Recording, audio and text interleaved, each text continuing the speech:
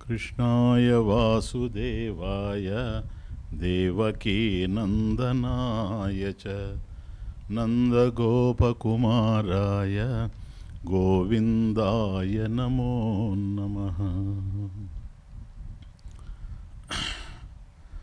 శృతిస్మృతిపురాణానాం ఆలయం కరుణాలయం నమామి భగవత్పాదం శంకరం లోకశంకరం.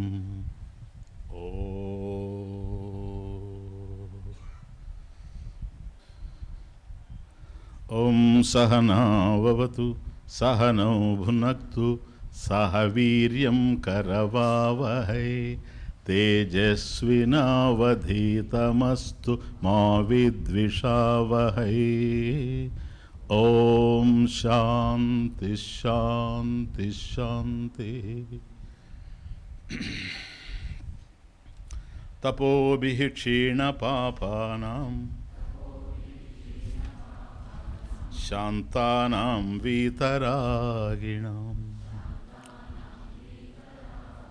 ముముక్షూణాం అపేక్ష్యోయం ఆత్మబోధో విధీయతే. ఆవిద్యకం శరీరాది దృశ్యం బుద్బుదవత్క్షరం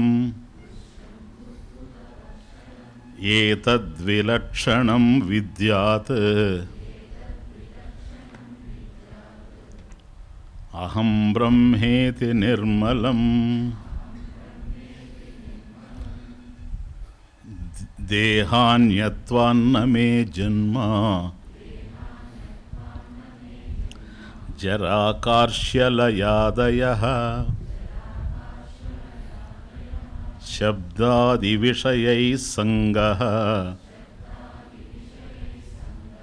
నిరీంద్రియతయా న చ అమనస్త్వాన్న మే దుఃఖ రాగద్వేషభయాదయః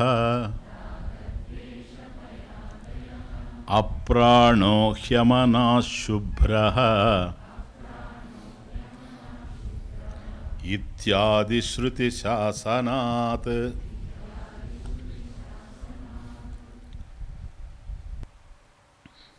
మీరు చాలా చిక్కిపోయారండి అని మనం ఎవరినైనా పలకరించినప్పుడు, నిజమేనండి ఆరోగ్యం బాగాలేదు కొంతకాలంగా అని మన మాటను అంగీకరిస్తూ తన సమాధానం చెబుతాడు. అదే వ్యక్తిని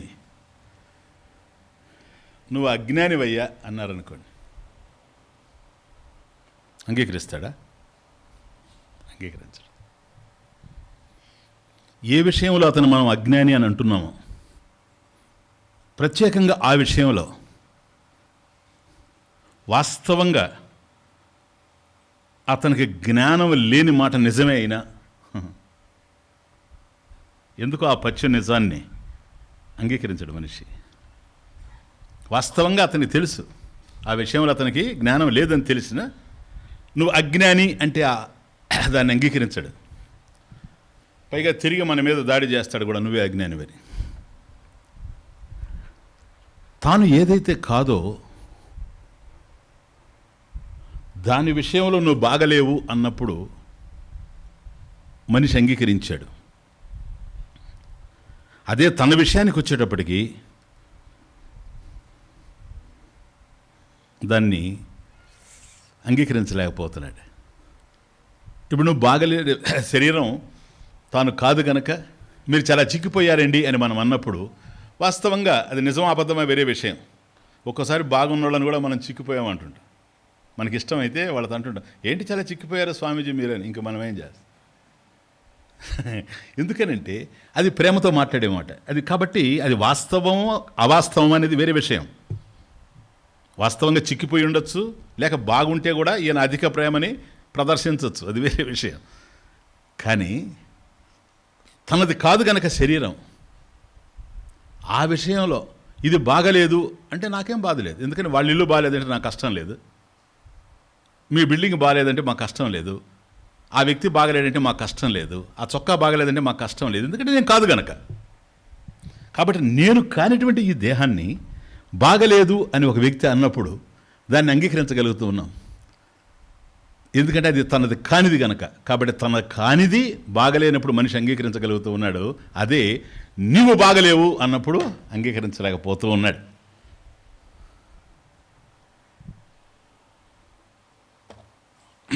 ఎందుకని? జానాతి ఇది జ్ఞానం.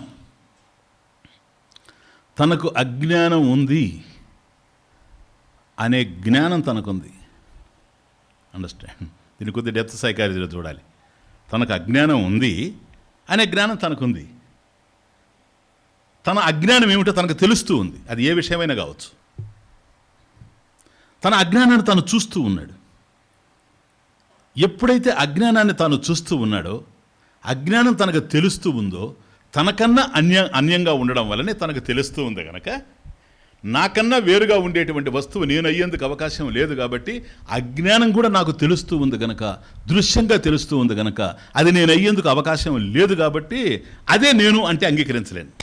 See the point. కాబట్టి అజ్ఞానం ఉంటే ఉండొచ్చు. దేనికి సంబంధించిన అజ్ఞానం అది వేరే విషయం. దేని విషయంలో అయినా సరే అజ్ఞానం ఉన్నది అని అంటే, అలా ఉన్నది అనేటువంటి జ్ఞానం నాకు ఉండడం చేత అది నాకన్నా వేరుగా ఉంది కనుక నేను దాన్ని అంగీకరించను. జానాతి ఇది క్లియర్. ఏవైతే మనకన్నా అన్యంగా తెలుస్తూ ఉంటాయో అవన్నీ దృశ్యాలు. దృశ్యాలు ఏవైతే ఉంటాయో అవి క్షరాలు, నశించిపోయేటువంటివి. కానీ నేను నశించేటువంటి వాడిని కాను. నేను తప్ప నాకు అన్యంగా, భిన్నంగా, వేరుగా ఏవైతే నాకు తెలుస్తూ ఉంటాయో వాటన్నిటిని నేను తెలుసుకుంటున్నాను కనుక నేను జ్ఞాత, నేను ద్రష్ట. నాకు అన్యంగా అవి తెలుస్తూ ఉన్నాయి కాబట్టి అవి దృశ్యాలు. దృశ్యాలు ఏవైతే ఉన్నాయో అవి నశించిపోతూ ఉన్నాయి. దృశ్యత్వాత్ ఘటవత్, దృశ్యత్వాత్ ఘటవత్.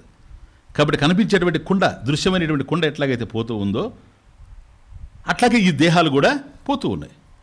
అలాగే అన్నీ కూడా పోతూ ఉన్నాయి. కాబట్టి ఎక్కడెక్కడైతే దృశ్యం తెలుస్తూ ఉందో ఆ దృశ్యమైనటువంటిది ఏదో అది నశించేదే గనక యత్ దృశ్యం తత్ నిషిధ్యతే, తత్ నిషిధ్యతే. ఏదైతే మనకు దృశ్యంగా తెలుస్తూ ఉండిందో అది క్షరమే కావచ్చు, అది వేరే విషయం. నీకు ఏది దృశ్యంగా తెలుస్తూ ఉందో అది అనలైజ్ చేసాం మనం. యదృశ్యం తత్ క్షరం అనేది అది నేను అయ్యేందుకు అవకాశం లేదు గనక, కారణం అది నాకు దృశ్యంగా తెలుస్తూ ఉంది కాబట్టి క్షరం గనక యత్ దృశ్యం తత్ నిషిధ్యతే. దాన్ని నిషేధించేశాం, శుభ్రంగా నిషేధించాం. ఏది 32, 33 శ్లోకాల్లో లాస్ట్ లెక్చర్లోనే మనం గడిచిన ప్రవచనంలో శుభ్రంగా నేను కానిది వివిని. ఎందుకని? అసలు జన్మ దగ్గరికి వచ్చినప్పుడు కస్య జన్మ, అసలు ఎవరికండి జన్మ, పుట్టింది ఎవరు ఈ ప్రపంచంలో అని ప్రశ్న పడ్డప్పుడు దేహ అన్యత్వాత్ నమే జన్మ, దేహ అన్యత్వాత్ మే జన్మ నా 32. కాబట్టి ఈ దేహం కన్నా ఎప్పుడైతే నేను అన్యంగా ఉన్నానో, ఈ దేహం నేను అయ్యేందుకు అవకాశం లేదు గనక, ఘటద్రష్ట ఘటాత్ భిన్న, దేహద్రష్ట దేహాత్ భిన్న. కుండను చూచేవాడు కుండ కన్నా వేరుగా ఉన్నాడు, దేహాన్ని చూచేటువంటి నేను దేహం కన్నా వేరుగా ఉన్నాను గనక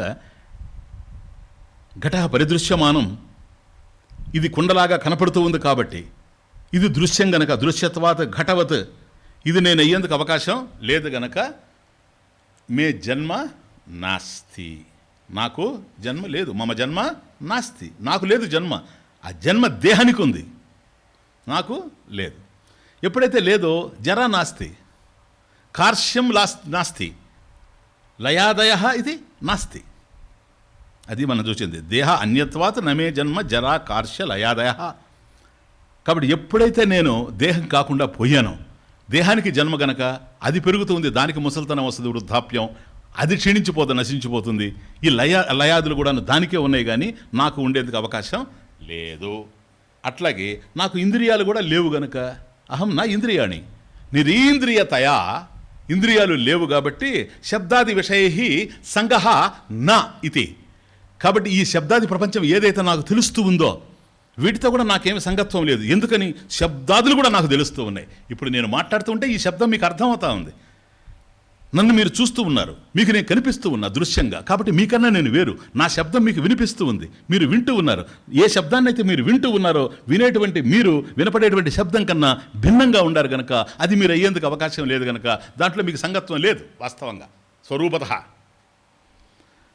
కాబట్టి దేహము, ఇంద్రియాలు, శబ్దాది విషయాలు ఇవన్నీ కూడాను దృశ్యం, ఇవన్నీ కూడా దృశ్యం. అందుకని నిషిధ్యతే, వాటినంతా నిషేధించుకుంటూ వచ్చాం. ఏదైతే దృశ్యంగా తెలుస్తూ ఉన్నదో తత్ నిషిధ్యతే, వాటినంతా నెగెట్ చేసుకుంటూ వచ్చాం. ఇది నేను కాను, ఇది నేను కాను అంటూ నిషిధ్యతే. అమనస్త్వాత్ నెక్స్ట్. కాబట్టి నేను మనసు కూడా కాదు గనక మే దుఃఖ నా, మే రాగద్వేష నా, భయాదయ నా, ఇవన్నీ కూడాను మనసులోనే కలుగుతూ ఉన్నాయి, చిత్త వికారాలు ఇవన్నీ కూడా. కాబట్టి మనసులో ఒకప్పుడు రాగం ఉంటుంది, ఒకప్పుడు ద్వేషం ఉంటుంది, ఒకప్పుడు సుఖం ఉంటుంది, ఒకప్పుడు దుఃఖం ఉంటుంది. దుఃఖం ఉన్నప్పుడు సుఖం లేదు, సుఖం ఉన్నప్పుడు దుఃఖం లేదు. మిక్స్డ్ ఫీలింగ్స్ పక్కన పెట్టండి. వాటిని కూడా అనలైజ్ చేస్తే అది ఒకటి కాదు, ఒకటి ఉన్నప్పుడు ఒకటి ఉండదు. కనుక ఈ రాగము, ద్వేషము, ఈర్ష, అసూయ, ప్రేమ, సుఖము, దుఃఖము ఇవన్నీ కూడా ఏవైతే మనకు తెలుస్తూ ఉన్నాయో, ఇలా తెలుస్తూ ఉండేటువంటివి కూడాను పరిణామం చెందుతూ ఉన్నాయి గనక, మార్పు చెందుతూ ఉన్నాయి గనక ఎప్పుడూ సుఖమే ఉండడం లేదు, ఎప్పుడు దుఃఖమే ఉండడం లేదు. అవి అలా మారుతూ ఉన్నాయి, వేరియబుల్స్. అలా అవి మారుతూ ఉంటే ఇన్వేరియబుల్గా నీవు దాన్ని తెలుసుకుంటుండవు. You are the invariable presence and essence of life. కనుక నీకు ఇవన్నీ తెలుస్తూ ఉన్నాయి. కాబట్టి మనసులో ఉండేటువంటి రాగాదయ, భయాదయ ఇవన్నీ కూడా నీకు లేవు. అలాగే ప్రాణము, మనస్సు ఇవన్నీ తెలుసుకున్నాం. ఇది శృతే శాసనాత్ ఇది. ఈ విధంగా శృతి చెప్పింది. జస్ట్ లిసన్ చెప్పింది కదా. ఇంతవరకు వచ్చిన తర్వాత ఈ మనసులో ఉండేటువంటి భయాదులు, రాగాదులు కూడా నేను కావు. ఎందుకనంటే దృష్ట నష్ట స్వభావత్వాత్, అవి కనిపిస్తూ ఉన్నాయి, కనుమరుగైపోతూ ఉన్నాయి. ఒకప్పుడు ఉండి ఎప్పుడూ ఉండడం లేదు కనుక అవి నేను అయ్యేందుకు అవకాశం లేదు. ఇవన్నీ దృశ్యాలు, అన్నీ నిషిధ్యతే, వాటిని నెగెట్ చేసేసాము, నిషేధించాము. 32, 33 శ్లోకాల్లో శుభ్రంగా దేహాన్ని, ప్రాణాన్ని, మనస్సుని, బుద్ధిని, శబ్దాది విషయాల్ని మొత్తం వీటినన్నిటి కూడాను నిషేధించుకుంటూ వచ్చాం. ఏమని? నేను కాదు అని. వీటన్నిటిని నిషేధించిన తరువాత ఏముంది? ఇవన్నీ మనం కాదని నిషేధించాం. నిషేధించిన తరువాత వాట్ రిమైన్స్? ఏం మిగిలింది? ఏదో ఉంది. ఆ ఉన్నది ఏదో, అది నిషేధింపబడ్డాయి చూచారా, ఇవి ఏవి కాదు. కనుక నిషేధం అయిపోయిన తర్వాత, అన్నిటిని నిషేధించిన తర్వాత అవధి ఎక్కడైతే ఉందో చివరిలో నిషేధావధి సాక్షి, నిషేధావధి సాక్షి. ఈ దృశ్యాలన్నిటికి కూడాను తాను సాక్షిగా ఉంది. అది ఉంది, సాక్షి ఉంది. తత్ అస్థి, తత్ ఏంటి అసలు? తత్ త్వం ఏవ. ఆ సాక్షి చైతన్యం ఏదైతే ఉందో అదే నీవు. తత్ త్వమేవ, తత్ త్వం అసి. తత్ ఆ అన్నిటి నిషేధించిన తరువాత ఏదైతే మిగిలిందో నిషేధావధి సాక్షి, ఆ సాక్షి చైతన్యం త్వం ఏవ, నీవే. కాబట్టి తత్ త్వము అసి. క్లియర్.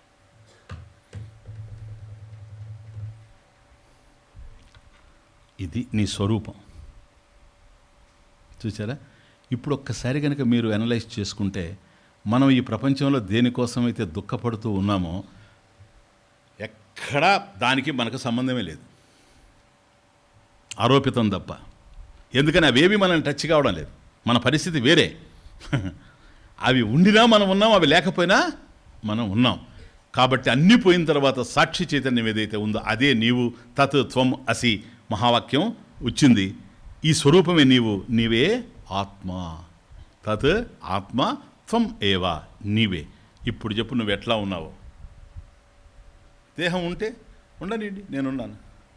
దేహం పోతే పోనివ్వండి, నేనున్నాను. అదే, ఇది స్వరూపం.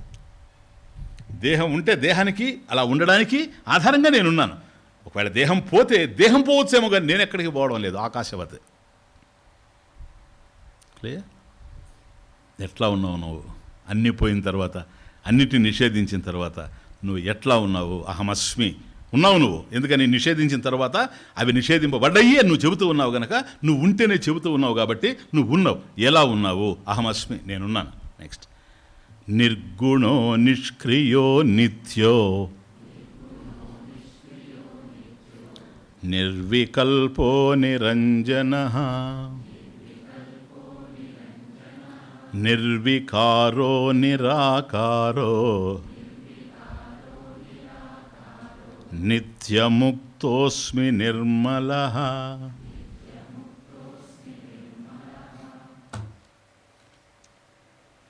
బ్యూటిఫుల్ శ్లోక, జాగ్రత్తగా వినండి.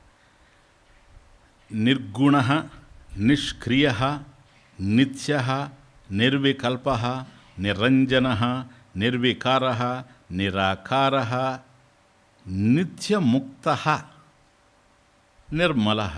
అక్కడ అస్మి ఉంది. నిత్య ముక్తోస్మి, సేమ్. నిర్గుణోస్మి, నిర్మలోస్మి, నిష్క్రియోస్మి, నిర్వికల్పోస్మి, నిరంజనోస్మి. అన్నిట్లో ఉంది అస్మి. ఉన్నాను, వెర్బు. అహం అస్మి నిత్యముక్తోస్మి. ఇది పాయింట్. అహం అస్మి. Just listen. చాలా అందమైన శ్లోకం ఇది. అహం అస్మి, నేనున్నాను. నేనున్నాను అనేది నా అనుభవంలో ఉంది, నువ్వు చెప్పాల్సిన అవసరం లేదు. నేను ఎలాగైతే ఉన్నానో నువ్వు ఉన్నావు. త్వమసి, నేనున్నట్టు నా అనుభవంలో ఉంది, నువ్వు ఉన్నట్లుగా నీ అనుభవంలో ఉంది. ఎవరెవరు ఉన్నట్లుగా వాళ్ళ అనుభవాల్లో ఉన్నది. ఈ అనుభవాలు మనం గడిస్తూ ఉన్నాం. ఇప్పుడు అహం అస్మి అన్నప్పుడు, ఇవన్నీ నిషేధించిన తర్వాత నువ్వు ఎలా ఉన్నావయ్యా అని అన్నప్పుడు ఎవరిని అడిగినా అహం అస్మి నిర్గుణోస్మి అని ఎవడు అంటాడు? నిత్యముక్తోస్మి అని ఎవడు మాట్లాడుతున్నాడు? అహమస్మి అని అంటున్నాడు. నేనున్నానంటున్నాడు. అంతవరకు బాధ లేదు. నేను చెప్తున్నా అహమస్మి, నువ్వు చెప్తున్నావు త్వమసి. నేను కూడా చెప్తున్నా త్వమసి, నువ్వు ఉన్నావని. మీరు చెప్తున్నారు స్వామీజీ త్వమసి, మీరున్నారని. ఓకే, ఇక్కడ ఏ విధమైనటువంటి తేడా లేదు. నువ్వున్నట్టు నీకు తెలుసు, నేనున్నట్టు నాకు తెలుసు. నీ అనుభవం నీకుంది, నా అనుభవం నాకుంది. ఎలా ఉన్నావు అని ప్రశ్నించినప్పుడు, ఎలా ఉన్నావని ప్రశ్నించినప్పుడు ఇంతకుముందు నిషేధించాము చూచారా, వాటిల్లో ఏదో ఒకటి తగిలించుకొని సమాధానం చెప్తున్నావు. క్లియర్? ఎలా ఉన్నావయ్యా అని అంటే ఏదో ఉన్నాను. అది డేంజర్. ఆ ఏదో ఉండడం ఏంటి అంటే బాగలేడు, నిత్య తృప్త కాదు, తృప్త భవిష్యం. ఇప్పుడు ఎందుకు వచ్చింది నీకు అది? నా పరిస్థితులు బాగాలేదు. ఘోరం అయిపోయింది. పరిస్థితులతో సంబద్ధం పెట్టుకొని ఉండవు. శబ్దాది విషయ సంగ నిరింద్రియతయా నా. ఇంకెక్కడి నుంచి వచ్చింది నీకు ఇవన్నీ? కాబట్టి ఉన్నట్లుగా అందరికీ అనుభవంలో ఉంది, కానీ ఎలా ఉన్నావని ప్రశ్నించినప్పుడు ఏవైతే తను కాదో అవి తీసుకొని వచ్చి తగిలించుకొని సమాధానం చెబుతూ ఉండాడు. అలా తగిలించుకోవడంలోనే నెక్స్ట్ ఏమంటున్నాడు తెలుసా? ఇదిగో దుఃఖం, బాలేనండి ఎందుకంటాడు తెలుసా మాట? ఆ దుఃఖం ఎందుకు వచ్చిందో తెలుసా? తనలో లేదు దుఃఖం, తాను కానివి తనవి అనుకోవడం వల్ల దుఃఖం ఏర్పడింది. ఇది బంధం. దుఃఖాన్ని కల్పించేది ఏదైనా బంధమే. ఈ శ్లోకం దగ్గర బంధ నిర్ముక్తి, నిత్యముక్తోస్మి అదేడ. అందుకు చెప్తున్నాను, నిత్యముక్త, అసలు బంధమే లేనాడు నువ్వు. ఇప్పుడు ఈ మాటలు మాట్లాడేవాళ్ళ ఎవరిని మాట్లాడినా బంధం ఉంది. అన్నీ బాగున్నాయి స్వామి, అమ్మాయి పెళ్ళి అయిపోతే చాలంటాడు, అది బంధం. ఏదన్నా అడుగు నువ్వు, ఎక్కడో ఒక్క చోట మెలికి పెడతాడు. ఆ మెలికి ఏది అంటే ఏదైతే తాను కాదో అదే తాను అని భావించడం వల్ల ఏర్పడినటువంటి మెలిక. అండర్స్టాండ్? ఇది బంధం. ఈ బంధాన్ని తొలగించుకోవడం కోసమే ఇక్కడికి వచ్చింది. బంధం తొలిగితే అందం ఉంటుందని, ఆనందం ఉంటుందని. ఓకే, కానీ నేను ఇక్కడ మళ్ళీ రిపిటేషన్ అయినా ఈ క్లాసెస్లో కాకపోయినా పూర్వం మీకు ఇంతకుముందు చెప్పే ఉన్నాను, మర్చిపోతాను, రిపీట్ చేస్తున్నాను 1 minute. బంధం తొలగిపోద్ది, ఓకే. నీకు అసలు బంధం అనేది ఉందా? ఉంటేనే కదా స్వామీజీ అడుగుతున్నా, లేకపోతే ఎందుకు అడుగుతాను అంటే ఉందంటే సత్యమా? బంధం కనుక సత్యం అయితే ఎప్పుడు పోదు, ఎందుకని సత్యం అయితే పోదు. లేదు స్వామీజీ బంధం అసత్యం అన్నారు అనుకోండి, అసత్యం అంటే లేనిదని అర్థం, లేనిది పోవాల్సిన అవసరం లేదు. ఇది అసలు ప్రాబ్లం ఇక్కడుంది. ఇక్కడి నుంచి అద్వైతం చక్కగా అర్థమవుతుంది. నీకు బంధం సత్యమా? బంధం సత్యం అయితే తొలగించలేము, ఎవరి వల్ల కాదు. బంధం అసత్యమా? అసత్యం అయితే తొలగించాల్సినటువంటి అవసరమే లేదు. అందువల్ల బంధం ఉన్నది అని నిర్ణయం చేసి ముక్తి కావాలి అనుకుంటున్నాడు మనిషి, సరేనా? బంధం లేదు, బంధం కల్పితం. బంధం కల్పితం, ఆరోపితం. రజ్జు సర్పవత్. త్రాడులో పాముని ఎట్లాగైతే చూచావో, లేనిటువంటి పాముని ఉన్నటువంటి రజ్జువులో ఎట్లాగైతే చూచావో, తద్వత్ బ్రహ్మణి జీవత్వం. ఆ విధంగానే ఇక్కడ ఆరోపించావు కనుక, అండర్స్టాండ్, కనుక బంధం అనేటువంటిది కల్పితం. కల్పితం. బంధం ఎప్పుడైతే కల్పితమో ముక్తి అది కూడా కల్పితమే. ఎందుకో తెలుసా? నువ్వు కొత్తగా నీకు గనక ముక్తి వచ్చేటట్లయితే ఇప్పుడు లేదు రేపు వస్తుందని అర్థం. ఇప్పుడు లేనిది కనుక రేపు వచ్చిందంటే ఎల్లుండేమవుద్ది? ఎందువల్ల? కాలంలో వచ్చింది కనుక, కాలగతం కనుక. కాలంలో ముక్తి కనుక వచ్చేటట్లయితే ఇప్పుడు లేనిది రేపు వచ్చిందంటే కాలగత పరిచ్ఛేదం, టైం వైజ్ లిమిటేషన్. అటువంటిది ముక్తి అయ్యేందుకు అవకాశం లేదు. కాబట్టి బంధం ఎప్పుడైతే ఆరోపితం అని అంటున్నావో, ముక్తి ఉన్నది. నీకు అసలు బంధమే లేనప్పుడు నువ్వు ముక్తుడివే, ఎప్పుడు ముక్తుడివే. నిత్యముక్తోస్మి, అది పాయింట్. ఇక తర్వాత మిగతా అన్నీ వచ్చేస్తాయి లక్షణాలు. నిత్యముక్తోస్మి పాయింట్. కాబట్టి అహమస్మి. బంధం ఉందయ్యా? లేదు సార్. అయితే మోక్షం కావాలా నీకు? బంధం ఉంది అని నువ్వు యాక్సెప్ట్ చేస్తేనే మోక్షం కావాలి అని. బంధమే లేదు అన్నప్పుడు నా నిరోధో నచోత్పత్తి. మాండుక్య కారికలు గౌడపదాచార్యులు. అసలు బంధమే లేనప్పుడు ముక్తి ఉండాల్సిన అవసరం లేదు. కొద్ది డీప్ సబ్జెక్ట్, జాగ్రత్తగా మీకు బాగా అర్థం అవుతుందిలేండి. ఎందుకంటే ఒక తమాష, ఆప్తస్య ఆప్తి నా, నివృత్తస్య నివృత్తి నా. చూడండి సెంటెన్స్ ఎంత బాగుందో. ఆప్తస్య ఆప్తి నా, పొందే ఉన్నదాన్ని పొందేది లేదు. ఆప్తస్య అంటే ప్రాప్తస్య, ఆప్తి నా. నివృత్తస్య నివృత్తి నా, పోయిందాన్ని మళ్ళీ పోగొట్టుకునే పరిస్థితి లేదు, లేనిదాన్ని పోగొట్టుకునే పరిస్థితి లేదు.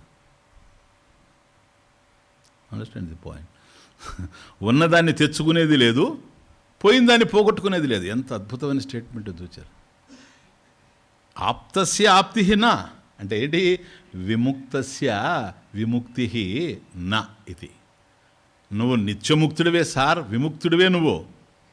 అర్థమవుతుంది. నువ్వు బంధం ఉందని అనుకున్నా నేను సమీక్ష చేస్తాను దాని మీద, బంధం లేదని నీ చేత యాక్సెప్ట్ చేయిస్తాను అంటే శాస్త్రం. కాబట్టి ఎప్పుడైతే బంధం లేదో నువ్వు ముక్తుడివే అయ్యి ఉన్నావు. ప్రాబ్లం ఎక్కడంటే నీకు ముక్తి కావాల్సినవి వచ్చి కాదు, బంధం తొలగాల్సివి కాదు, లేని బంధాన్ని ఉంది అనుకుంటున్నావు. దీనికి కారణం ఏంటి? ముక్తి లేదనుకుంటున్నావు. ముక్తి ఉన్నదే. మరి ఎందుకు అడుగుతున్నాను? తెలియకపోవడం చేత. దిస్ ఈజ్ అజ్ఞానం. ప్రాబ్లం ఎక్కడుందంటే వస్తువు లేకపోవడం కాదు, అజ్ఞానం ఉండడం. అజ్ఞానం ఉండడం. కనుక అజ్ఞాన నివృత్తి కోసం మనం ప్రయత్నం చేస్తున్నామే కానీ ప్రత్యేకించి ముక్తి కాదు. నువ్వు నిత్యముక్తుడివే. ఎందుకని? ఇంతవరకు నిషేధావధి సాక్షి.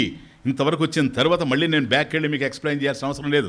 నిషేధావధి సాక్షి. అన్నిటిని నిషేధించిన తర్వాత ఏదైతే ఉందో అదే సాక్షి చైతన్యం గనక ఏది లేకపోయినా ఇది ఉండేటప్పుడు ఇది నిత్యముక్త. ఆ నిత్యముక్త ఎవరు? తత్. ఆ తత్ ఎవరు? త్వమేవా తత్వమసి. నిత్యముక్తోస్మి, నిత్యముక్తోస్మి. క్లియర్? ఇప్పుడు ఈ లాస్ట్ చరణంలో నిత్యముక్తోస్మి అర్థమైంది కదా. ఇప్పుడు ఈ అస్మి తీసుకుపోయి అన్నిటికీ తగిలించుకోండి. నాకెందుకు పని. అహం నిర్గుణోస్మి. అహం నిష్క్రియోస్మి, అహం నిత్యోస్మి, అహం నిర్వికల్పోస్మి, అహం నిరంజనోస్మి, అహం నిర్వికారోస్మి, అహం నిరాకారోస్మి, నిత్యముక్తోస్మి, అహం నిర్మల, అహం అహం నిర్మల నిర్మలోహం. క్లియర్? కాకపోతే ఇక్కడ శాస్త్రం ఏంటంటే, మీకు ఒకటి చెప్పే ఉన్నాను కానీ గతంలో ఉపనిషత్తులు చెప్పినప్పుడు మర్చిపోయి ఉంటారు అనుకుంటున్నాను. ఇప్పుడు చూడండి, ఇవన్నీ కూడా నిర్గుణ. ఎవరు నిర్గుణ? ఎవరు? ఇప్పుడు ఇంతసేపు చెప్పాను కదా అన్నీ, అహం అహం అహం అని, నువ్వే కదా నిర్గుణ కదా.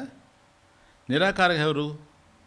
నిష్క్రియ, నిరంజన, నిర్వికల్ప. ఇన్నెందుకు? ఏ ఒక్కటి తీసుకున్నా అన్నీ వస్తాయి అందులో, అనంత శబ్దార్థం ఉంది కనుక. దీన్ని అంటే మళ్ళీ ఒకదాని అర్థం ఒకటి కాదు, ఒకదాని అర్థం ఒకటి కాదు. నిష్క్రియం అన్నాం అనుకోండి, కర్మ లేకుండా ఉండడం. నిర్గుణం అన్నాం అనుకోండి, గుణం లేకుండా ఉండడం. గుణం వేరు, కర్మ వేరు. నిర్గుణం ఎవరు? ఆత్మే. నిష్క్రియం ఎవరు? ఆత్మే, నువ్వే.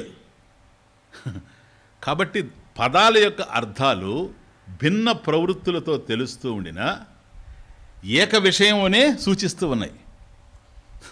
అర్థమవుతుంది? ఈ వర్డ్ మీనింగ్ చూచినప్పుడు ఒక్కొక్క పదానికి ఒక్కొక్క అర్థం గోచరిస్తూ ఉండినా, ఈ పదాలలో ఏ పదాన్ని నువ్వు పట్టుకున్నా వాటి అర్థం దేన్ని సూచిస్తూ ఉందంటే ఆత్మనే సూచిస్తుంది, నిన్నే సూచిస్తుంది, ప్రత్యేకాత్మనే. అవునా?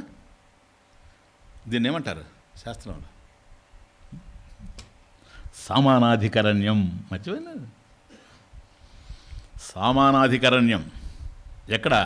పదానాం సామానాధికరణ్యం. బ్రహ్మసూత్ర భాష్యంలో కూడా చెప్పాను మీకు. పదానాం సామానాధికరణ్యం. ఏంటండి పదానాం సామానాధికరణ్యం? ఈ పదాలన్నీ కూడాను ఒకదానికి సంబంధించినవే. పదాల యొక్క భావాలు వేరుగా ఉన్నాయి. భిన్న ప్రవృత్తులు ఒకే విషయం వైపు నడుస్తూ ఉన్నాయి, ఒక విషయాన్ని సూచిస్తూ ఉన్నాయి. Please understand. సరేనా? కానీ పదాలన్నీ ఒకటి కాదు. పదాలన్నీ ఒకటి కాదు, అన్ని పదాలు ఒకే విషయాన్ని సూచిస్తున్నాయి. పదాల యొక్క అర్థాలు కూడా వేరుగా ఉన్నాయి, కానీ విషయం మాత్రం ఒకటిగానే ఉంది. ఇప్పుడు ఉదాహరణ చెప్తాను చూడండి. సరోజ అన్నాం అనుకోండి, సరోజం, సరోజము తెలుగు, సరోజము. స్వామీజీ సరోజం అంటే ఏంటి స్వామీజీ?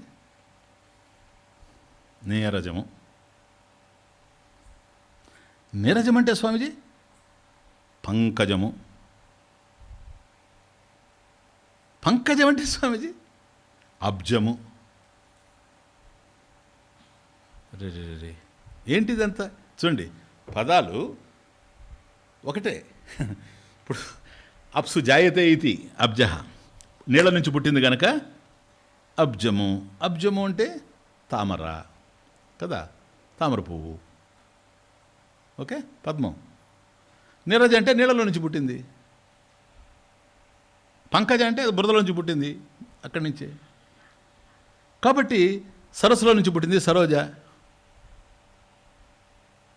ఇదంతా పద్మమే కదా.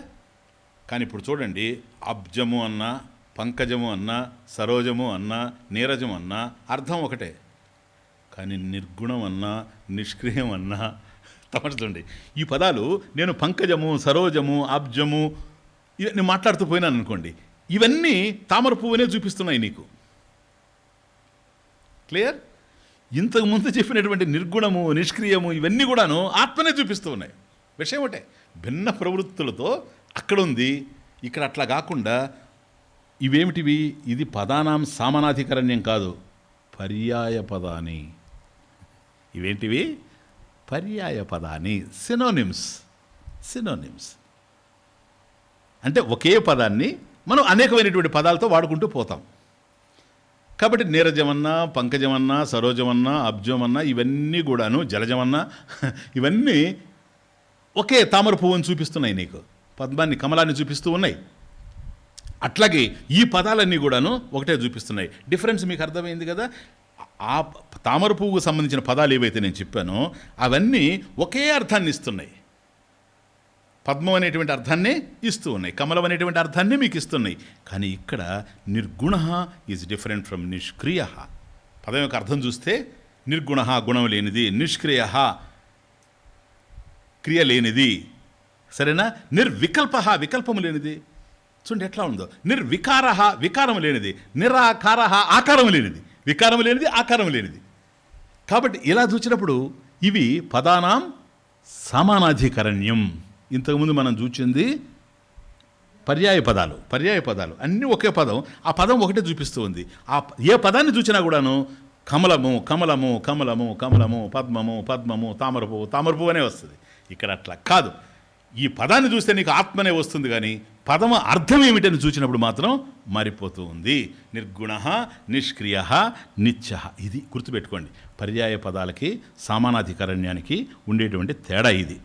కాబట్టి పద సామానాధికరణ్యం అంటారు దీన్ని. పద సామానాధికరణ్యం అంటే అర్థాలు వేరుగా ఉంటాయి, పరమార్థం ఒక్కటే. అర్థాలు వేరుగా ఉంటాయి, పరమార్థం ఒక్కటే. క్లియర్? ఇప్పుడు చూసుకోండి. నిర్గుణ ఇదేదో తెలుసా? ఇది నిత్యముక్తోస్మి అంటున్నావే నీవు, అహమస్మి. ఆ అహమస్మి ఏంటి? ఆత్మ. అది ఏమిటది? సత్యశబ్దం. సత్యాత్మ, నిత్యాత్మ, నిత్యముక్త. అది నిర్గుణ. అదే నిర్గుణ అంటే ఏదైతే నువ్వు ఇంతవరకు చూస్తున్నావో అది నిర్గుణ. ఇప్పుడు ఏం చేయాలో తెలుసా? పద సామానాధికరణ్యం వచ్చినప్పుడు నిత్యముక్త అన్నాం కదా, ఇంతకుముందు చెప్పాను కదా. నిత్యముక్తోస్మి అన్నప్పుడు నిత్య నిర్గుణోస్మి, నిత్య నిష్క్రియోస్మి. ఆ నిత్య అనేటువంటిది అన్నిటికీ అన్వయించుకుంటూ పోవాలి. అంటే ఒక క్షణంలో నేను నిర్గుణంగా ఉండి మరొక క్షణంలో సగుణం అయిపోతానని కాదు. ఒక క్షణంలో నిష్క్రియంగా ఉండి ఒక క్షణంలో క్రియాశీలత్వంతో ఉంటానని కాదు. అట్లా గనక ఉంటే పరమేశ్వరుని యొక్క, అది పరబ్రహ్మం యొక్క అనంతత్వానికి భంగం వాటిల్లుతుంది గనక అలా ఉండేందుకు అవకాశం లేదు. నిత్యం అనేటువంటిది మారింది గనక ఈ నిత్య శబ్దం ముక్తోస్మి, అహం ముక్తోస్మి. క్లియర్? నిత్యముక్తోస్మి. ఈ నిత్య శబ్దం ఏదైతే ఉందో నిత్యాత్మ, దీన్ని ఈ నిత్య నిర్గుణోస్మి, నిత్య నిష్క్రియోస్మి, నిత్య నిత్యోస్మి. అర్థమవుతుంది? అట్లా కాబట్టి నిత్య నిర్గుణ అన్నప్పుడు ఇక్కడ మనసు నేను కాదు, మళ్ళీ నిషేధం. మనసు నేను కాదు. ఎందుకని? మనసులో గుణాలు ఉన్నాయి కనుక రాగద్వేషాలు ఉన్నాయి, లైక్స్ అండ్ డిస్లైక్స్. సత్వరజ సమో గుణాలు ఉన్నాయి, అవి మనసులోనే తెలుస్తూ ఉన్నాయి. మనసులో అవి తెలుస్తూ ఉంటే నా వల్ల తెలుస్తూ ఉన్నాయి, నేను ప్రకాశిస్తున్నాను కనుక. మనసు లయించినటువంటి గాఢ నిద్రలో అవేవీ లేవు. అవి లేకపోయినా నేనున్నానంటే అవి నా లక్షణాలు కావు. క్లియర్? మీకు తెలుసు కదా లక్షణం అంటే ఏంటని. కనుక నిర్గుణోస్మి. అయ్యా ఎప్పుడు నిర్గుణోస్మి? ఇది జమాషండి. ఇప్పుడు ఎందుకు నిత్య నిర్గుణోస్మి అనాల్సి వచ్చిందంటే, కోమాలో ఉండాడు అనుకోండి, ఆయన కూడా నిర్గుణోస్మి. స్వామిజీ ఆయన చెప్పడం లేదు. పో నువ్వను నిర్గుణోసి. ఏమైంది? మావతు తీసి నిర్గుణోసి త్వం నిర్గుణ అసి, నువ్వు నిర్గుణుడివి అని చెప్పావు అనుకోండి, కరెక్టే. ఎందుకని వాడికి ఏం అర్థం కావడం లేదు కదా, మనసే లేదు, కోమాలో ఉన్నాడు. అనస్థీషియా ఇచ్చేసాము, నిర్గుణ. అనస్థీషియా రిలీజ్ అయితే నా నిర్గుణ అది. కాబట్టి ఆయనకి నిర్గుణంగా కనిపిస్తూ ఉండినా ఏమీ తెలియకుండా, జ్ఞానం లేకుండా, అది అనిత్యం. ఇది నిత్య నిర్గుణ. అది నిత్య శబ్దం పడ్డంలో అర్థం అది. అహం నిత్య నిర్గుణోస్మి. నెక్స్ట్ నిష్క్రియోస్మి. అహం నిత్య నిష్క్రియోస్మి. ఎందుకో తెలుసా? క్రియాశీలత్వంతో ఉండేటువంటిది ఇంద్రియాలు. ఇంద్రియాణి అహం నా, నేను ఇంద్రియాలు కాదు కదా, అవి కర్మల్లో ఉన్నాయి. నేను ఇంద్రియాలు కర్మల్లో ఉంటే కూడాను, కళ్ళు చూస్తూ ఉండినా, చెవులు వింటూ ఉండినా, నాలుగు రుచి చూస్తూ ఉండినా, చర్మం స్పృశిస్తూ ఉండినా, చెవి వింటూ ఉన్న, ఇవన్నీ జరుగుతూ ఉన్నప్పటికి కూడాను, ముక్కు వాసన చూస్తున్నా, శబ్దాది ఇంద్రియాలు, శ్రోత్రాది ఇంద్రియాలు శబ్దాది విషయాల్ని గ్రహిస్తూ ఉన్నా, అవి అలా తిరుగుతూ ఉంటే కూడా నేను సాక్షిగా ఉన్నా. అది సాక్షి చైతన్యం. ఎక్కడొస్తుంది ఇది?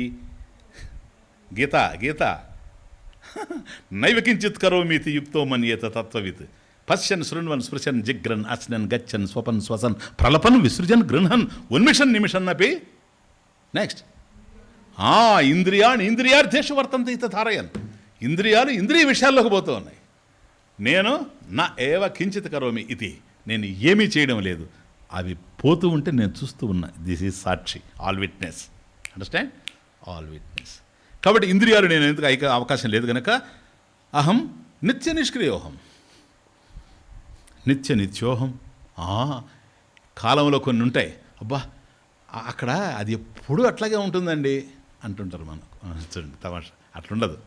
అంటే ఎక్కువ కాలం ఉండేదాన్ని అక్కడ ఎప్పుడు ఇలాగే జరుగుతుంటుందండి. మీరు ఎప్పుడైనా పోండి, అక్కడ భోజనం ఉంటుందండి అని. ఉండదు, ఒకసారి ఉంటుంది, ఒకసారి ఉండదు.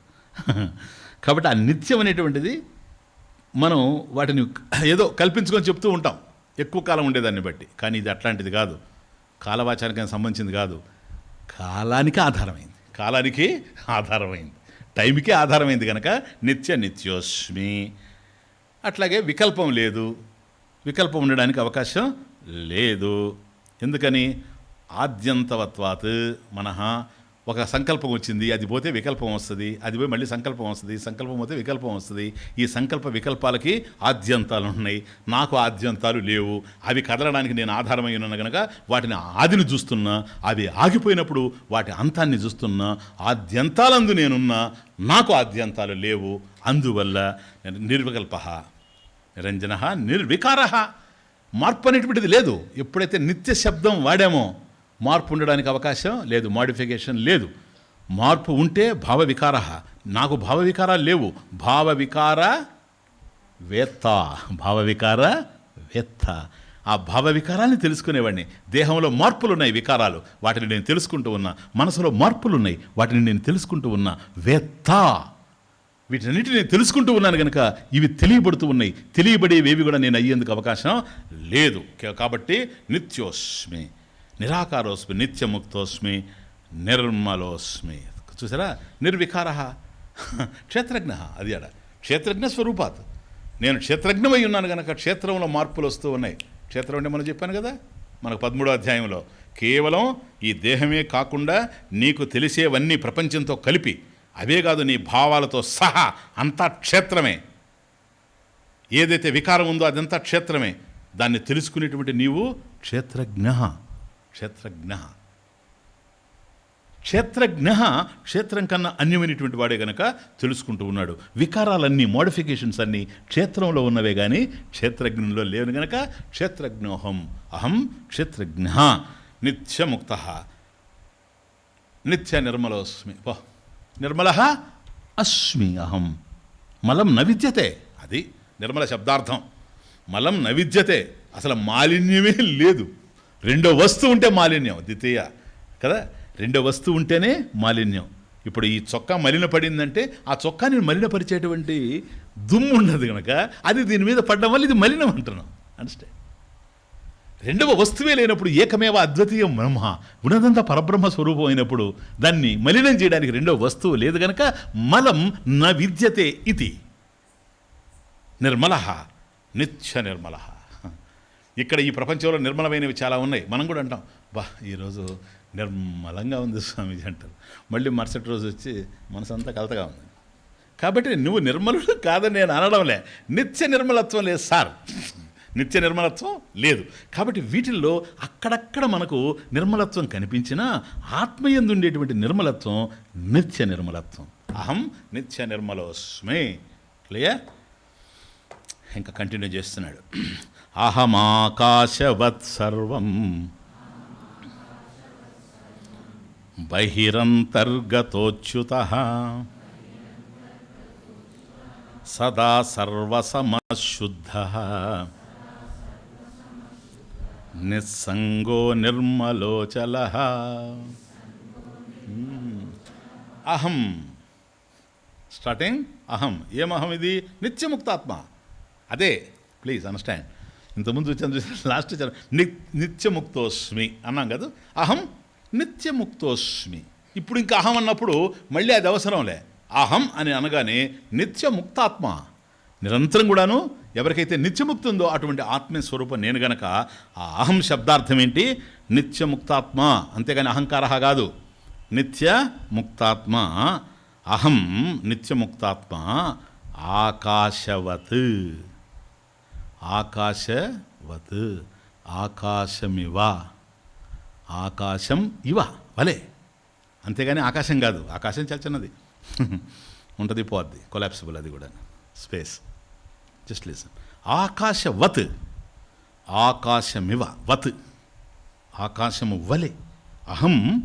నాయన బాగా వినండి, ఇది ఎంత ధ్యానం.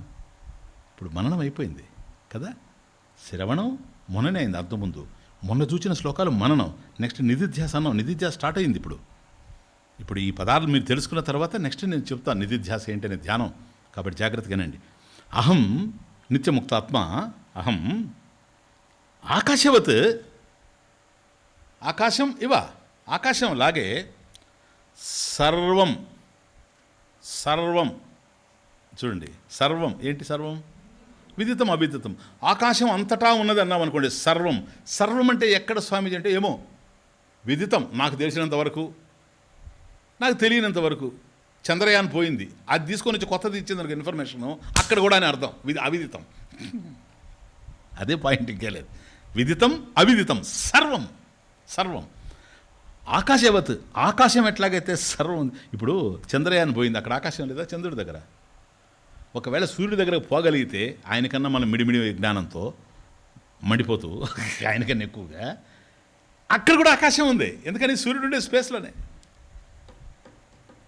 కాబట్టి నీకు ఆకాశం ఎక్కడెక్కడ ఉందని తెలుసు, నాకు కొంత తెలుసు, కొంత తెలీదు, మొత్తానికి ఉంది అంత సర్వం. ఎక్కడయ్యా? బహిరంతర్గత అచ్యుత, బహిః అంతః గతః, బహిః గతః అంతః గతః, బహిర్గతః అంతర్గతః, సర్వం. అన్నిట్లో లోపల బయట, గతః వ్యాప్తః. చూసారా, పదం అర్థాన్ని గనక కరెక్ట్గా గనక మనం ఇదే కాగ్నిటివ్ థింకింగ్, కరెక్ట్గా పదం యొక్క అర్థాన్ని కనుక సంస్కృతంలో పట్టుకుంటే పదం చెప్పుకుంటూ పోదు, నువ్వేం చేయాల్సిన అవసరం లేదు. గత అంటే వ్యాప్త, అంతే, ఇంకో రెండోది మాట్లాడుకో. అర్థమవుతుంది. బహిర్గత అంతర్గత, సర్వం. ఎక్కడికన్నా పో, లోపల బయట ఏముంది అంటే ఆకాశమే ఉంది గనక, ఆకాశవత్ సర్వం. కాబట్టి సర్వం అంతటా కూడాను, లోపల బయట ఎక్కడ నువ్వు చూచిన ఆకాశం ఎట్లాగైతే ఉందో, ఆకాశవత్, ఆకాశం లాగే, అహం నిత్యముక్తాత్మ, నేను కూడా అట్లాగే ఉన్నాను. గతః అంతర్బహిః గతః, అందువల్ల అచ్యుతః. అచ్యుతః, ఆకాశం అచ్యుతః కాదు, చ్యుతః. ఆకాశం నశించిపోద్ది, స్పేస్ కదా, దేశకాలాదులు నశించిపోతాయి. అదే కదా థియరీ ఆఫ్ రిలేటివిటీ. అర్థమవుతుంది. కనుక నేను, సీ దిస్ వెరీ బ్యూటిఫుల్, బహిః అంతః గతః.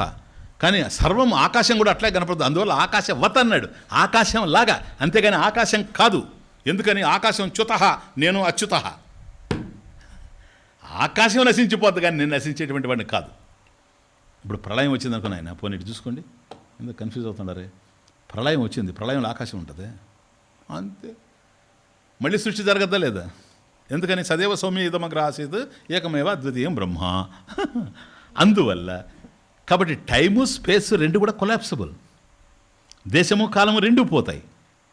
కాబట్టి చ్యుతః, ఆకాశం ఏదైతే ఉందో అది చ్యుతః. కానీ నేను అచ్యుతః గనక ఆకాశవత్ అనాల్సి వచ్చింది, లేకపోతే ఆకాశం అనేయచ్చు. అందువల్ల గగన సదృశం, గగన సదృశం, శాంతాకారం భుజగశయనం పద్మనాభం సురేశం విశ్వాధారం, గగన సదృశం. ఆకాశం ఇవ, ఆకాశవత్. క్లియర్? సదా సర్వసమః. చూడు, సదా ఎల్లప్పుడూ కాలవాచకం, అంటే కాలం ఉన్ననా కాలం లేకపోయినా కూడా. సమః, ఎప్పుడు సమంగా ఉండేటువంటి వాడిని. సమదర్శనం, శుద్ధ, ప్యూర్, ఇంకా దాంట్లో మలినం చేయడానికి అవకాశం లేదు. ఎందుకని? నిస్సంగ, సంగత్వమే లేనివాడిని, ఇంకా మలినం ఎట్లా చేరుతుంది? నిర్మల, మలం తెలియనటువంటి వాడిని. అందువల్ల అంతటా వ్యాపించి నేనే ఉన్నాను గనక, వ్యాపించంటే విశ్వంలో చెప్తున్నా, లేకపోతే ఉన్నది నేనే. అందువల్ల అచలహ, చలహ నా చలతి, కదలను. ఎందుకు కదలలేవయ్యా? స్పేస్ ఉంటే కదా. ఎందుకని స్పేస్ కూడా నేనే. ఎక్కడికి వస్తుందో అదండి. ఇప్పుడు తర్వాత దీని మీద ధ్యానం చేస్తారు. Atmabodha is not an easy text. Just listen. కాబట్టి అహం నిత్యముక్తాత్మ ఆకాశవత్, ఆకాశం ఇవ సర్వం బహిరంతర్గత, సర్వం బహిః సర్వం అంతః గతః వ్యాప్తః. అంటే సర్వగతః సర్వవ్యాప్తః. అంతేనా నాయన కదా? ఇప్పుడు సరే, ఆకాశ విషయం వదిలిపెట్టు. అహం అంటున్నాడే నిత్యముక్తాత్మ. బహిః గతః అంతః గతః, అంటే బహిః వ్యాప్తః అంతః వ్యాప్తః. నేను లోపల బయట అంతా వ్యాపించున్నాను. లోపల దేనికి, లోపల బయట అని దేన్ని దృష్టిలో పెట్టుకొని మాట్లాడుతున్నాడు ఈ మాట. ఎప్పుడైతే లోపల బయట అని అన్నాడో, మనం అంటుంటాం లోపల ఉండేవాడి బయట రావాయి అని అన్నాం అనుకోండి, వాడు ఇంట్లో ఉన్నాడని అర్థం. కాబట్టి ఆ లోపల అనేటువంటి పాయింట్ ఏంటంటే, ఉంటా చూడండి సార్, లేదా ఏమి లేదని పర్సు చేత పట్టుకుంటే లోపల ఉంటా చూడండి సార్ అన్నదనుకున్న భార్య, అక్కడ లోపలంటే పర్సు ఏం తెలియనట్టుగా రోజు అడుగుతారు వాళ్ళని, తిను లోపలేదో చూడండి అంటే పర్సు సార్.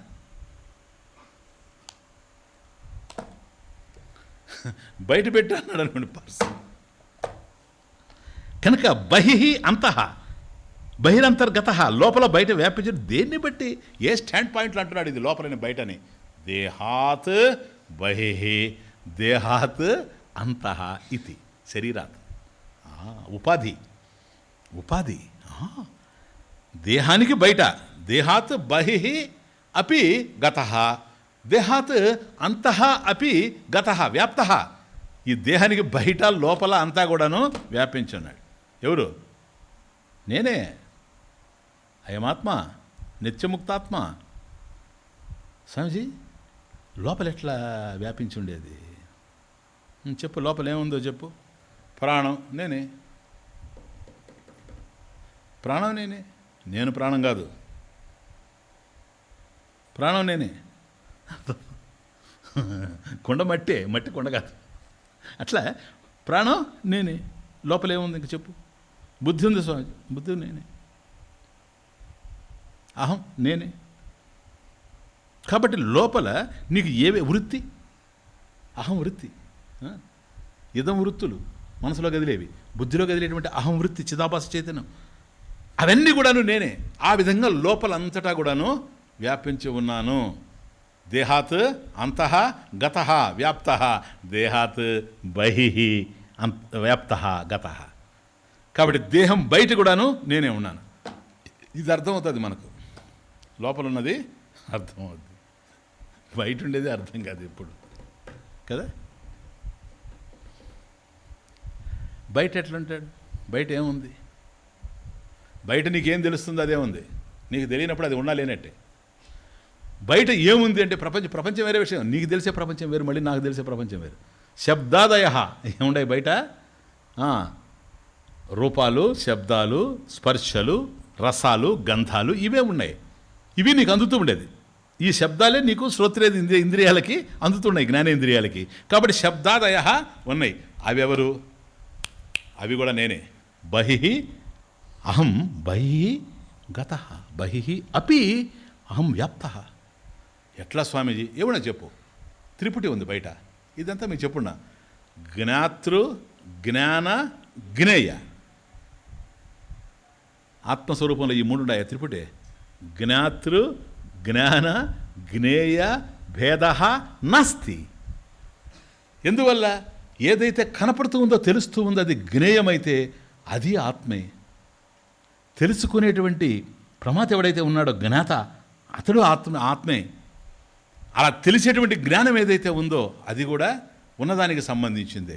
ఇవి నామరూపాలతో తెలుస్తూ ఉన్నాయి. నామరూపాలు పోతాయి. వాచారంభనో వికారం నామధేయం మృతికేత్యవ సత్యం. కుండలన్నీ పగిలిపోతాయి, మట్టి ఉంటుంది. కాబట్టి నామరూపాల్లో మార్పు ఉంటుంది.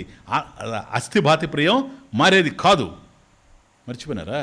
అస్థి భాతి ప్రియం రూపం నామచేదంశ పంచకం ఆద్యత్రయం బ్రహ్మరూపం జగద్రూపం తతోద్వయం. ఎప్పుడు ఉండాలి ఆ మూడు. అస్థి భాతి ప్రియం, సత్తు చిత్తు ఆనందం ఏదైతే ఉందో అది ఎప్పుడూ ఉంది. నామరూపాలు మారిపోతూ ఉన్నాయి, జగత్ మారిపోతూ ఉంది, ఈ ఐదుతోనే తెలుస్తున్నాయి. అది మిథ్య, ఇది సత్యం. కాబట్టి ఇప్పుడు మిథ్యకు ఆధారమైంది ఏంటి? సత్యం. ఆ సత్యం ఏంటి? సత్యం జ్ఞానం అనంతం, సచ్చిదానంద స్వరూపం, అదే నేను ఆత్మ. కాబట్టి జ్ఞాతృ జ్ఞాన జ్ఞేయ భేదాలు లేకుండా త్రిపుటికి ఆధారమైంది నేనే గనక వాటన్నిటిలో ఉన్నది నేనే. కాబట్టి బాహ్య అపి అహం గతః వ్యాప్తః, అంతః వ్యాప్తః, బహిః వ్యాప్తః. ఇప్పుడు మీకు అనిపిస్తూ ఉంటుంది ఏంటో ఇది మాత్రం ఏమో మనకేం అర్థం కాదు. ఎందుకని బహిః కనుక మనం వ్యాప్తః అయ్యేటట్లయితే బ్యాంకులో డబ్బంతా తెచ్చుకోమా, అబ్బా మనకి ఇవే వస్తాయి ఆలోచన. బహిః గతః, ఇంక పోయికి తెచ్చుకోవడమే. లేదు సార్, అందుకు మీకు కన్ఫ్యూషన్ కదా. నేను చెప్తాను, నిద్రపోయారే స్వప్నవత్ తిరుపతి. నిద్రపోయిన తర్వాత నిద్రలో నీ కల వచ్చింది, కలలో చూసేవాడు ఉన్నాడా? స్వప్న ద్రష్ట లేడా? లేకపోతే కల ఎట్లా తెలుస్తుంది? కలలో స్వప్న ద్రష్ట ఉన్నాడు. కాలిఫోర్నియాలో ఉన్నాడు ఇప్పుడు స్వప్న ద్రష్ట. ఓకే, కాలిఫోర్నియా ఉందా లేదా? జ్ఞేయం, జ్ఞాత ఎవరు? ఉన్నాడు అక్కడ కాలిఫోర్నియాలో ఉన్నాడు. యాక్చువల్గా మన ఆశ్రమం నిద్రపోతున్నాడు, కలలో కాలిఫోర్నియాలో ఉన్నాడు. కాలిఫోర్నియా జ్ఞేయం. ఇప్పుడు అర్థమైందే. కాలిఫోర్నియాని చూసేవాడు వీడు స్వప్నద్రష్ట జ్ఞాత. వాడికి ఏమని తెలుస్తుంది వాడు ఉండేది? వాడు ఎవరిని అడిగారు అనుకోండి, ఏం సార్ ఈ సిటీ ఏంటి సార్ అంటే, కాలిఫోర్నియా అండి. ఎక్కడ సార్? USA sir. యూఎస్ఏ అంటే సార్ అదే లండన్ని వెతికే ప్లేసు, అది మన ల్యాడన్ని వెతికే place America. Okay, the point is ఆ జ్ఞాన జ్ఞేయ జ్ఞాత ముగ్గురున్నారు కదా. వీళ్ళు ముగ్గురున్నారా ఒక్కరేనా? ముగ్గురున్నారా? ఒక్కడే. ఎప్పుడు తెలుస్తుంది తెలుసా? మేలుకుంటే. స్వప్న కాలంలో మూడున్నాయి. జ్ఞాతృ జ్ఞాన జ్ఞేయ భేదాలు ఉన్నాయి. చూస్తున్నాను, చూడబడుతూ ఉంది, తెలుసుకుంటున్నాను దీన్ని.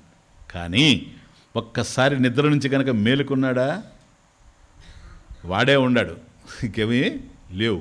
ఇప్పుడు అనుకున్నాడు అనుకోండి, ఆ స్వప్నంలో ఉన్న ముగ్గురు ఎవరు? కాలిఫోర్నియా ఎవరు? నేను తిరిగింది ఎక్కడ? నేను మాట్లాడింది ఎవరితో? సార్ అంతా నువ్వే. అవన్నీ లేవా? లేవు. అయితే నిత్యముక్తోస్మి పో, అన్నిటి నుంచి విడిపడిపోయినావు, అన్నీ లేవు. కాబట్టి స్వప్నంలో నీకు మూడు తెలుస్తూ ఉండినా మేలుకున్న తర్వాత మూడు లేకుండా నువ్వు ఒక్కడవే ఎట్లాగైతే ఉన్నాయో త్రిపుట లేకుండా. కాబట్టి జ్ఞాతృ జ్ఞాన జ్ఞేయ భేదాలు ఏవైతే ఉన్నాయో అవే నీకు ప్రపంచంలో తెలుస్తూ ఉన్నాయి. నీవు ఆత్మని తెలిసినప్పుడు ఇవన్నీ కూడా నీకన్నా భిన్నమైనటువంటివి కానీ కావు. పోనీ నీ విషయం వదిలిపెట్టు, పరమేశ్వరుడి కన్నా భిన్నమా? కాదు కదా, నువ్వే పరమేశ్వరుడివి, తత్వమసి ఎస్టాబ్లిష్ అయింది కదా. కాబట్టి నీకన్నా కూడాను వేరుగా ఉండేందుకు అవకాశం లేదు. కాబట్టి అహం ఆకాశవత్ సర్వం బహిః అంతః గతః అచ్యుతః. Next point, అచ్యుతః. అచ్యుతః అంటే చ్యుతిః న విద్యతే ఇది అచ్యుతః. నాశమే తెలియంది అచ్యుతః.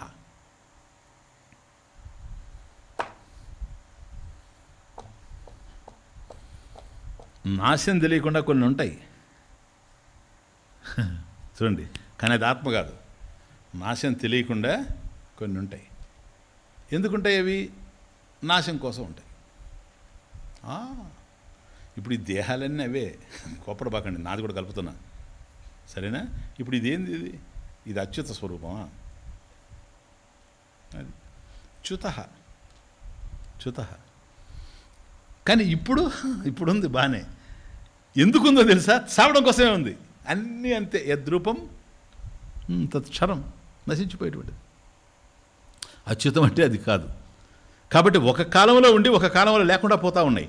కానీ ఇది అట్లా కాదు. కాలానికి అధిష్టానత్వాత్, కాలాధిష్టానం గనక ఇది నశించేటువంటి ప్రశ్నే లేదు గనక అచ్యుతః. ఇది 2-3 కాలాల్లో నాయన. నా చ్యుతః ఎప్పుడు చావలేదు. నా చ్యుతః, చూడండి తమాషా, నా చవతే, ఇప్పుడు చావడం లేదు, మార్పు. నా చెవిష్యతే, భవిష్యత్ ఎలాగా చెవిష్యతే, రేపు పోయేది, నశించేది కాదు. నచ్యుతః, గతంలో చావలేదు ఆత్మ. నచ్యవతే, ఇప్పుడు కూడా నశించడం లేదు. నచ్చవిష్యతే, భవిష్యత్తులో కూడా నశించబోదు. అందుకనే నత్వేవాహం జాతునాశం నత్వం నేమే జనాధిపాహ. హే అర్జున, నువ్వు నేను ఈ రాజులు, ఈ కురుక్షేత్రంలో ఉన్నవాళ్ళంతా గతంలో ఉన్నవాళ్ళమే, ఇప్పుడు ఉన్నవాళ్ళమే, భవిష్యత్తులో లేకుండా పోయేవాళ్ళం కాదు. దేహాలు పోతాయేమో కానీ మనం ఎప్పుడు ఉంటాం. కుండలు పగిలిపోతాయేమో కానీ ఆకాశం ఎక్కడికి పోదు. ఆకాశవత్ సర్వం బహిరంతర్గత. అండర్స్టాండ్? కాబట్టి అచ్యుత. ఇప్పుడు చూసారా, ఈవెన్ ఆకాశం కూడా చ్యుతం, నశించేది. కానీ ఆకాశానికి కూడా నేను ఆకాశాదేహి అపి అధిష్టానత్వాత్, దానికి కూడా అధిష్టానం కనుక నేను నశించేటువంటి వాడిని కానీ కాదు. జస్ట్ పైగా దానికి రూపం లేదు. ఎందుకు ఆకాశం అని అంటే రూపం లేదు నాయన. అమూర్తత్వాత్ కదా, నిరవయవత్వాత్. ఆకాశాన్ని ఎందుకు పోల్చాడు ఇంక ఇన్ని ఉండగా అంటే, ఆకాశం అమూర్తత్వాత్, దానికి రూపం లేదు, ఆత్మకు రూపం లేదు. ఆకాశానికి అవయవాలు లేవు. ఇప్పుడు మన చేతులు కాళ్ళు అన్నట్టుగా ఆకాశానికి ఏమి లేవు. ఉంటే అది కూడా పోద్ది. కాబట్టి నిరవయవత్వాత్, నిరవయవత్వాత్ అంటే కేవలం అవయవాలు లేనిటువంటిది నిరవయవం. ఆత్మ నిరవయవం, నిరవయవత్వాత్, ఇది కూడా అవయవాలు లేనటువంటిదే. కాబట్టి దీని ఇప్పుడు మీకు అనిపిస్తుంది స్వామీజీ, ఇక్కడ ఒక చిన్న పాయింట్, గాలి కూడా అంతే కదా. వాయువు, పృథ్వీ తేజో వాయు ఆకాశాల్లో పంచభూతాలు ఏవైతే ఉన్నాయో ఆకాశాన్ని ఎందుకు తీసుకున్నాడు అంటే, ఆకాశం అయ్యా దానికి అవయవాలు లేవు, అందువలను తీసుకోవాల్సి వచ్చింది దాన్ని అని చెప్పాం ఇప్పుడు మనం. పైగా దానికి రూపం లేదు, అమూర్తత్వాత్, అందువల్ల అన్నాం. మరి గాలికి కూడా రూపం లేదు కదా, అమూర్తత్వాత్. గాలికి కూడా లింబ్స్ లేవు కదా, అవయవాలు, నిరవయవత్వాత్, ఆకాశం వల్లే, ఆకాశవత్. అలాంటప్పుడు ఇది కూడా తీసుకోవచ్చు కదా ఎగ్జాంపుల్ అని. దృష్టాంతంగా ఆకాశాన్ని ఎందుకు తీసుకోవాలి, వాయువుని కూడా తీసుకోవచ్చు, తీసుకోవడానికి లేదు. ఆకాశానికి మూర్తి లేదు, వాయువుకి మూర్తి లేదు. ఓకే, ఆకాశానికి అంగాలు లేవు, అవయవాలు, కాబట్టి గాలికి కూడా అవయవాలు లేవు. ఇంతవరకు బాగుంది. ఆకాశం మారదు, గాలి మారుతుంది సార్. గాలిలో వికారం ఉంది, ఆకాశంలో వికారం లేదు. ఇప్పుడు చూడండి, ఒకసారి చల్లగా వీస్తూ ఉంటుంది, అప్పుడు పాటలు రాసుకుంటారు చల్లగాలిలో అని. మళ్ళీ దుమ్మెత్తుకొని వచ్చింది అనుకోండి, కొంపలో పోతారు, అప్పుడు రాదు పాట. ఇది మార్పు. ఆకాశం ఏమైనా ఇట్లా చేస్తుంది లే. ఇప్పుడు అదే మంచి పోతూ ఉన్నాం అనుకోండి, అక్కడ ఒక పూల తోట ఉంది, మల్లె పూల తోట, అక్కడి నుంచి వచ్చింది అనుకోండి సువాసన. చూడు తమాషా, నిస్సంగం కాదు ఇది, కలుపుకొని వచ్చిందని కదా. గాలికి ఉంది అసలు వాసన. వాసన ఉంటే మళ్ళీ లోటు ఉంటుంది దానికి. అందుకని నేను ఆ పాటలు రాసింది, గాలికి లోటున్నదా అని. ఎందుకు రాశానంటే, ఒకవేళ వాసన కనుక దానికి ఉంటే, వాసన పోతానే అది కూడా మనలాగా ఫీల్ అయిపోతుంది, డబ్బులు పోతే మనం ఏడ్చినట్టుగా.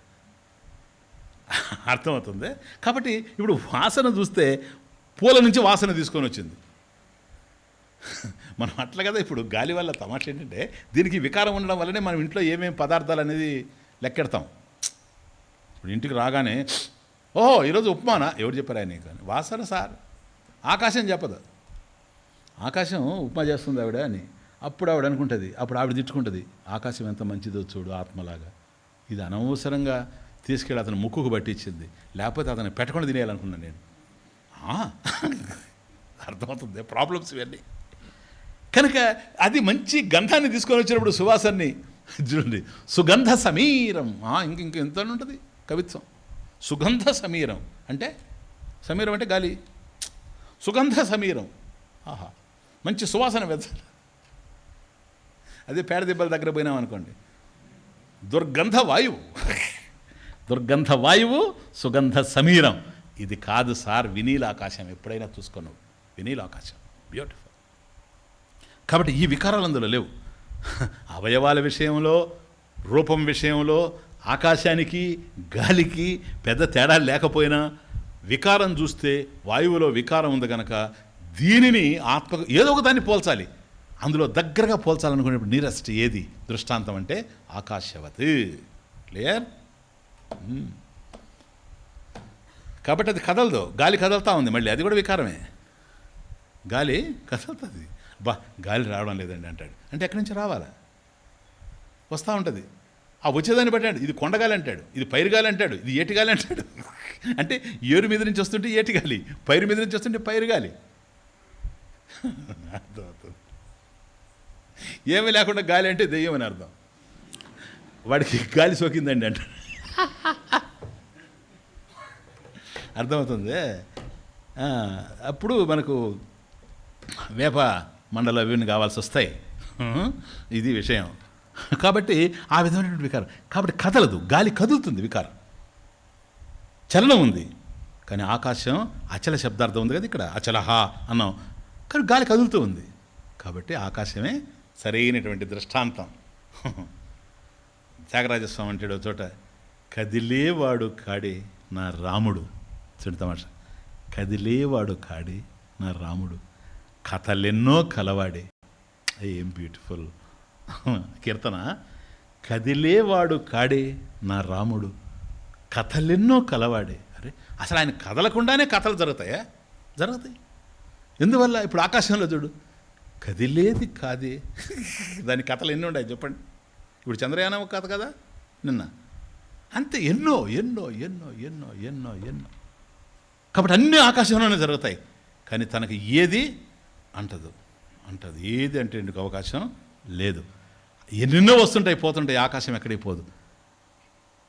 ఈ ప్రపంచంలో ఇప్పటి వరకు ఫ్రమ్ టైమ్ ఇమెమోరియల్ అనాదిగా చూస్తే ఎందరిని చూచిందో ఈ ఆకాశం, ఎందరూ నవ్వుతూ ఉంటే చూచిందో ఈ ఆకాశం, ఎందరు కాలిపోతూ ఉంటే చూసిందో ఈ ఆకాశం, ఎందరు మట్టిలో కలిసిపోతూ ఉంటే చూసిందో ఈ ఆకాశం, ఎగిరేవాళ్ళని ఎంతమందిని చూసిందో, పడిన వాళ్ళని ఎంతమందిని చూసిందో, కాళ్ళు ఇరిగిన వాళ్ళని ఎంతమందిని చూసిందో, కష్టంలో కాలిపోయే వాళ్ళని ఎంతమందిని చూసిందో.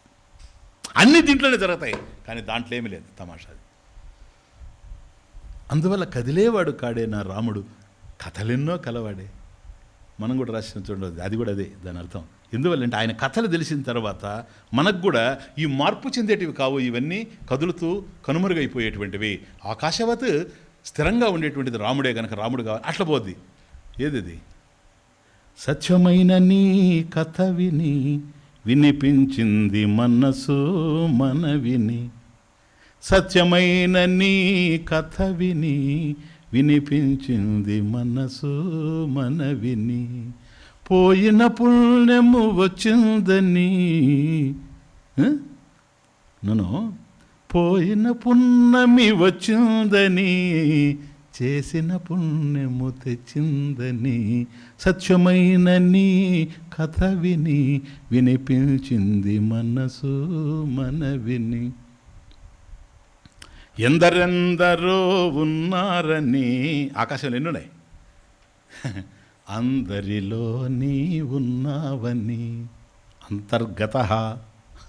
ఎందరెందరో ఉన్నారని, అందరిలో నీ ఉన్నావని, ఎన్నో మహిలో ఉండినా, ఎన్నో మహిలో ఉండినా, మదిలో నీవే ఉంటావని, నా మదిలో నీవే ఉంటావని, సత్యమైన నీ కథ విని వినిపించింది మనసు మనవిని.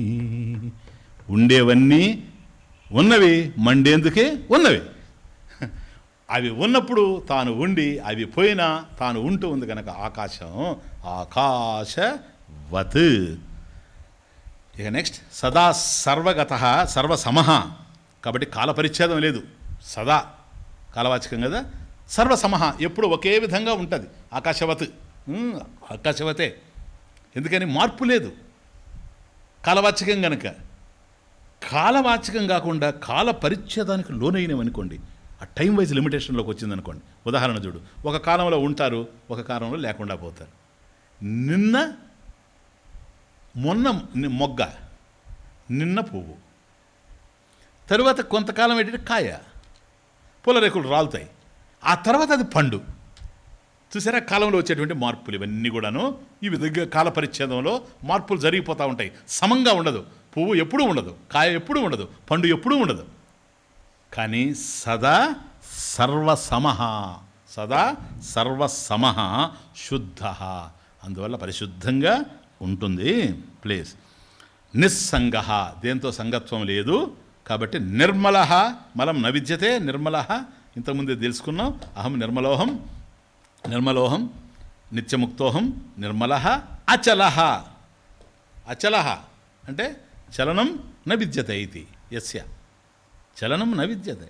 ఎక్కడైతే చలనం లేదో, ఎవరిలైతే చలనం లేదో, చలనం న విద్యతే అస్య ఇది అచల. అంతే, ఇంకెళ్ళి ఎందుకు చలనం లేదు స్వామిజీ, ఎక్కడ కదలాలో చెప్పండి. ఆకాశంలో నువ్వు కదులుతావు, ఆకాశాన్ని కదలమనండి. ఎవడైనా ఇక్కడికి వచ్చి చూసి కొత్తగా ఆశ్రమానికి వచ్చి, అరే ఆశ్రమం చాలా బాగుందండి, చాలా బాగుంది, బ్యూటిఫుల్, బ్యూటిఫుల్ బ్యూటిఫుల్, బృందావనం లాగా ఉంది, అలా ఉంది, బాగుంది అరే అన్నాడు అనుకోండి. ఏంటండి అన్నీ బాగానే ఉన్నాయి, ఇదేంటిది ఏంటండి? ఆకాశం. ఏమైంది? నేను గుంటూరు నుంచి వస్తున్నాను సార్, అయితే మా ఆకాశం ఎట్లెక్కడికి వచ్చింది అన్నాడు అనుకోండి. ఆశ్రమం అన్నీ బాగానే ఉంటాయి, మా గుంటూరు ఆకాశం ఇక్కడ ఉంది అని అనుకోండి. నువ్వు అక్కడికే పోనాయన. ఎందుకో తెలుసా, నన్ను అక్కడి నుంచి ఆకాశం రాలేదు సార్, తమరు ఆకాశంలో ప్రయాణం చేశారు. ఇప్పుడు కుండలో ఆకాశం ఉంది, ఘటాకాశం, మీకు తెలుసు కదా. కుండలు ఎత్తుకొని పోతా ఉన్నాడు అనుకోండి ఒకడు. ఇప్పుడు ఆకాశం, కుండలో ఆకాశం పోతా ఉందని అంటాడు ఎవడన్నా. కుండలో ఆకాశం కనుక పోయేటట్లయితే ఈ విశాల ఆకాశానికన్నా వేరుగా కుండలో ఉండే ఆకాశం సపరేట్గా ఉండాలి, ఉందే? అట్లా ఉంటేనే పోతుంది. దాంట్లో ఉల్లిపాయలు వేస్తే పోవచ్చు, అది వేరే విషయం. కానీ ఆకాశం పోవడానికి అవకాశం లేదు. కాబట్టి ఆకాశంలో కుండ పోతా ఉందే కానీ ఆకాశంలో తయారైన కుండ ఆకాశంలో పోతా ఉంది. అంతేగాని కుండలో ఒక ఆకాశం ఉండి అది ఆకాశంలో ట్రావెల్ చేసేటువంటిది లేదు. క్లియర్? అంతే. కాబట్టి చలనం న విద్యతే ఇది. ఏ విధంగానూ ఆత్మలో చలనం లేదు. చూడండి, స్వభావాత్ నా చలనం, స్వరూపాత్ నా చలనం, సామర్థ్యాత్ నా చలనం, జ్ఞానాధికాత్ నా చలనం. ఆత్మజ్ఞానంలో మార్పు లేదు, స్వరూపంలో మార్పు లేదు, సామర్థ్యంలో మార్పు లేదు, ఇంకేంటి? కాబట్టి చలనం న విద్యతే అస్య ఇది అచలః. అచలః. నెక్స్ట్, నిత్యశుద్ధ విముక్తైకం అఖండానందమద్వయం సత్యం జ్ఞానమనంతం యత్ పరం బ్రహ్మాహమేవ తత్. తత్ ఆత్మ ఏదైతే ఉందో, తత్ త్వమేవ కదా, తత్వమసి, అదే తత్ పరం బ్రహ్మ. 4వ చరణం, తత్ పరం బ్రహ్మ. అది ఏదైతే ఉందో ఆత్మ, ప్రత్యేగాత్మ, అదే పరంబ్రహ్మ. అది తత్ పరం బ్రహ్మ అహమేవ.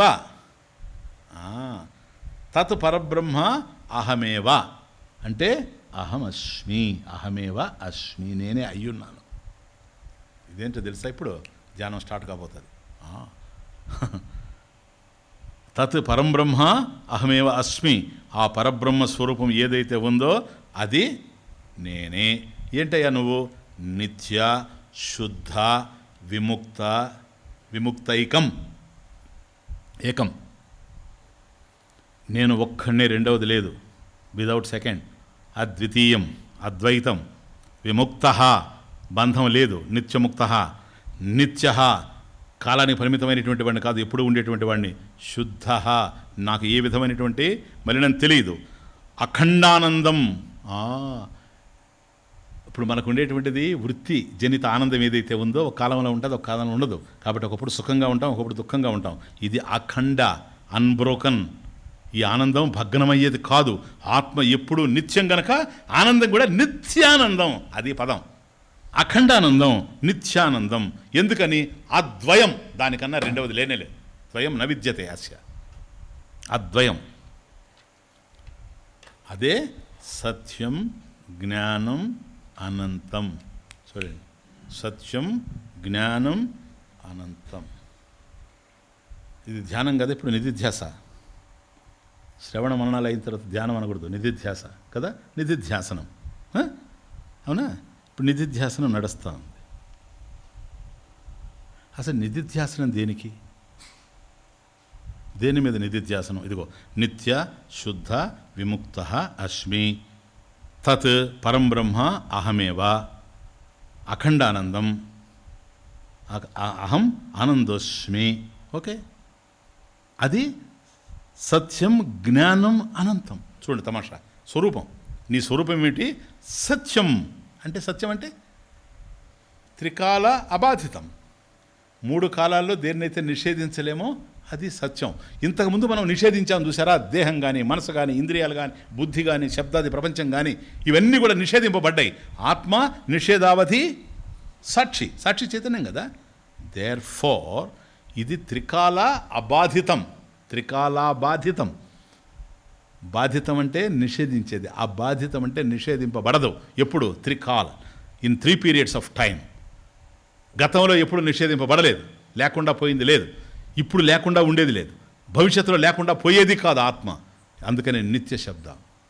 ఓకే, దీన్ని మీకు ఆత్మబోధ, తత్వబోధ చెప్పినప్పుడు చెప్పానా, ఆత్మ కహ అన్నప్పుడు. సత్, సత్ కిం? కాలత్రయేపి తిష్టతి. అది చూసారా, కాలత్రయేపి తిష్టతి. 3 కాలాల్లో ఉంది. 3 కాలాల్లో ఏదైతే ఉందో అది కాలాతీతంగా ఉంది అని అర్థం. ఓకే, ఇది కాబట్టి దీన్ని ఎవరు నిషేధించలేరు కనుక ఇది ఏకం, విముక్తైకం. ఏకం, విముక్త ఏకం, ఒక్కటే కదా. ఇది ఉంది కదా. ఇప్పుడు బాగా అర్థం చేసుకోండి. సత్తు, చిత్తు, ఆనందం, సత్యం, జ్ఞానం, అనంతం, గందరగోళం. సత్యం అంటే ఎప్పుడు ఉండేదేనా?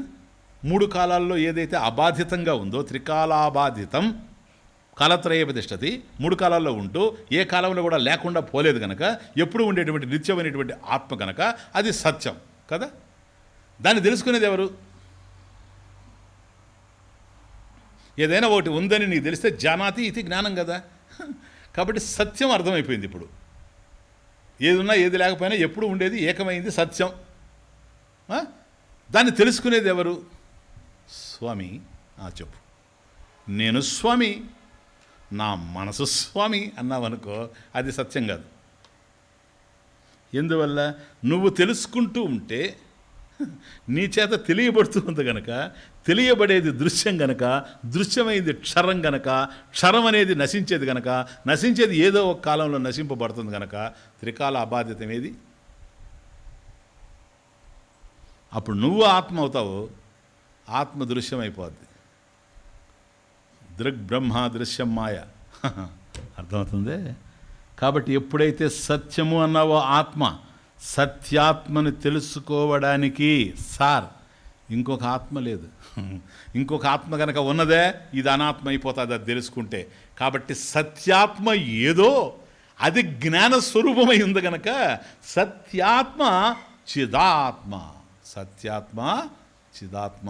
సత్తయాహి చిత్, సత్తే చిత్. దానిని తెలుసుకోవడానికి ఇంకొకటి లేదు.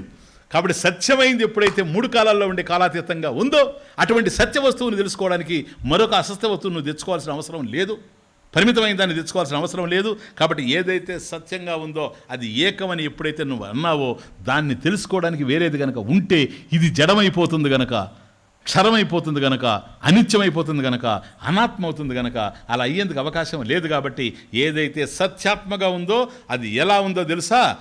జ్ఞానపూరితంగా ఉంది. ఎలా ఉంది? జ్ఞానపూరితంగా ఉంది. పదం ఏంటో తెలుసా? సత్య జ్ఞానం. ఏం జ్ఞానం ఇది? సత్య జ్ఞానం. అంటే సత్యానికి సంబంధించిన జ్ఞానం. చాలా క్లియర్గా ఉందనుకుంటున్నాను ఇప్పుడు. ఓకే, ఇంకా వేరే కోణంలో చెప్తున్నా, ఇంకేం లేదు.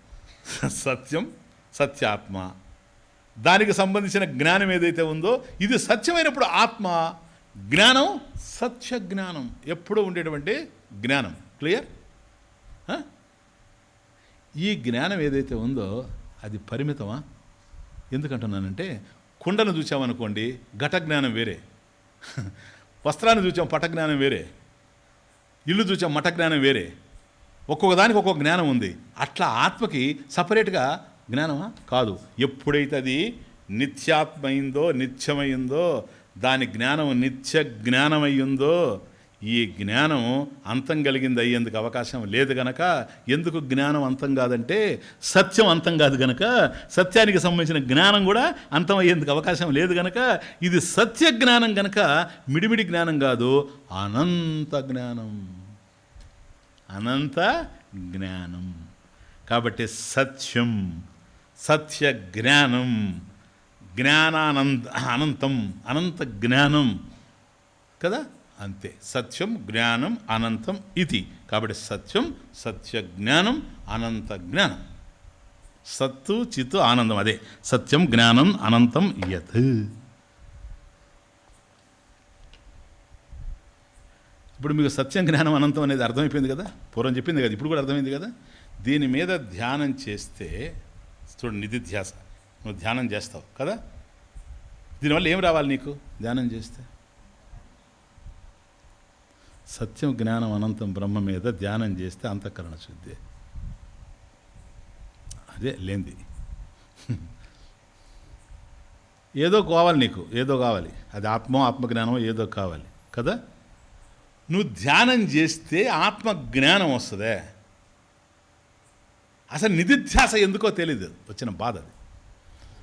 శ్రవణ మనన నిధి, అందువల్ల జ్ఞాన మార్గానికి ఎందుకు వెళ్ళరు అని అంటే, కావాలంటే విభూతులు పెట్టుకుంటాం, నామాలు పెట్టుకుంటాం, నామాలు వేస్తాం, దుడ్డు తీసుకుపోయి లడ్డు తీసుకొని వస్తాం, ఈ పనులు చేయగలరే కానీ జ్ఞాన మార్గానికి ఎందుకు రాలేరో తెలుసా? ఇదే విషయం అర్థం కాదు. నీకేం కావాలో నీకు తెలియనప్పుడు నువ్వు ఏం చేసినా నువ్వు పొందలేవు. ఇది పాయింట్. నువ్వు దేనికయ్యా నువ్వు ధ్యానం చేసేది? సత్యం జ్ఞానం అనంతం. ఏంటి ధ్యానం చేసేది? దానివల్ల నువ్వేం పొందాలా? ఏదైనా నువ్వు పని చేస్తే ఫలం ఉండాలి కదా. అదే ఈశ్వర ధ్యానం చేసావనుకో, సగుణం, అది వేరు. ఈశ్వర కృప కలుగుతుంది నీకు. ఇది అది కాదు, ఇది ఈశ్వర కృప కాదు. ఈశ్వరుడు రాడు ఇక్కడికి, అండర్స్టాండ్?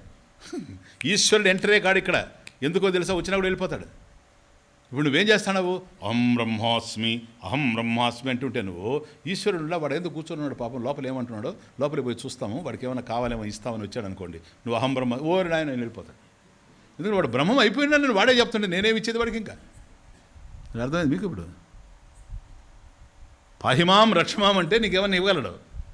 నేనే బ్రహ్మం అయిపోయినాను, సర్వగత అంతర్బహిర్గత్. వేరే ఇన్ని మాట్లాడుతుంటే నువ్వు ఇంకా ఆయనేమి ఇస్తాడు? మరి వాడే ఉంది, నేనే వాడట కదా, ఇంకా వాడికి నేనేమి ఇస్తాను? బాగుండదు కదా. నీకేం కావాలి చెప్పు.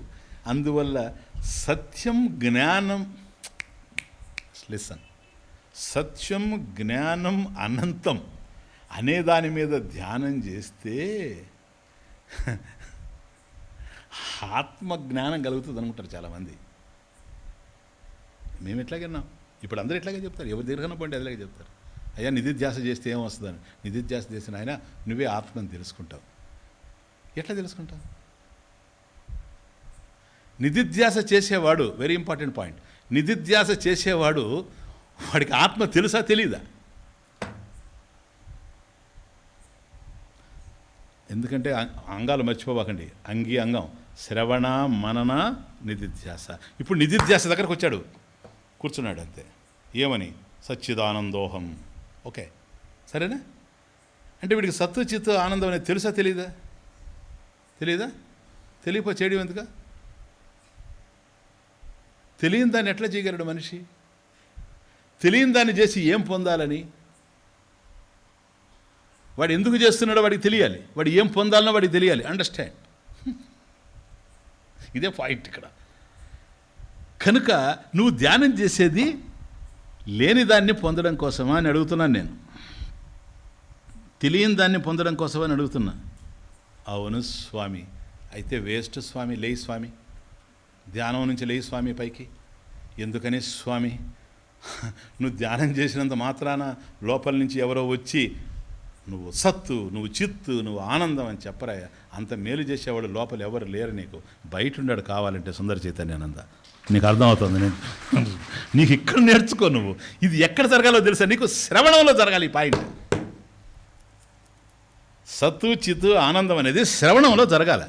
ఇప్పుడు వీళ్ళు ఏం చెప్తున్నారంటే చెప్పేవాళ్ళంతా శాస్త్ర లోతులు తెలియక, సంప్రదాయం తెలియక, అయ్యా శ్రవణం చేసిన తర్వాత దానిని మళ్ళీ జ్ఞాపకం చేసుకోవడం మననం. ఇది ఇంకా ఘోరం. ఎందుకని? నీకు తెలిసిన దాన్ని జ్ఞాపకం చేసుకుంటావా? మర్చిపోతాం కనుక. మర్చిపోయినప్పుడు నువ్వు జ్ఞాపకం చేసుకునే దేన్ని? మళ్ళీ వినిపోయి. See the point. శ్రవణము అన్న తర్వాత శ్రవణము అంగి మనన నిధిధ్యాసల అంగాలు ఇవి కాదు ఇంపార్టెంట్. శ్రవణమే ఇంపార్టెంట్. నీకు గురు బోధ, అది అందుకని ప్రబోధ సమయే ఆచార్యుల వారు క్లియర్గా దక్షిణామూర్తి స్తోత్రం, గురువు బోధించేటప్పుడే నీకు అర్థం కావాలి. ఒకవేళ అర్థం కాకపోతే మళ్ళీ పోయి కూర్చొని వీరు గురువు దగ్గర. మననంలో నీకేం తెలియదు, శ్రవణంలోనే తెలియాలి. శ్రవణంలో తెలియనప్పుడు మననంలో తెలియడానికి అవకాశమే లేదు. ఎందుకని? తెలియని వాడే మననం చేస్తున్నాడు కనుక. అండర్స్టాండ్? మననం అయితే ఏంటి స్వామీజీ? సందేహాలు వస్తాయి సార్. చాలా వినేసి ఉండవు కనుక, ఇక్కడే కాదు కనుక నీకు ఆయన చెప్పింది, ఈయన చెప్పింది ఇవన్నీ జ్ఞాపకం వస్తూ ఉంటాయి.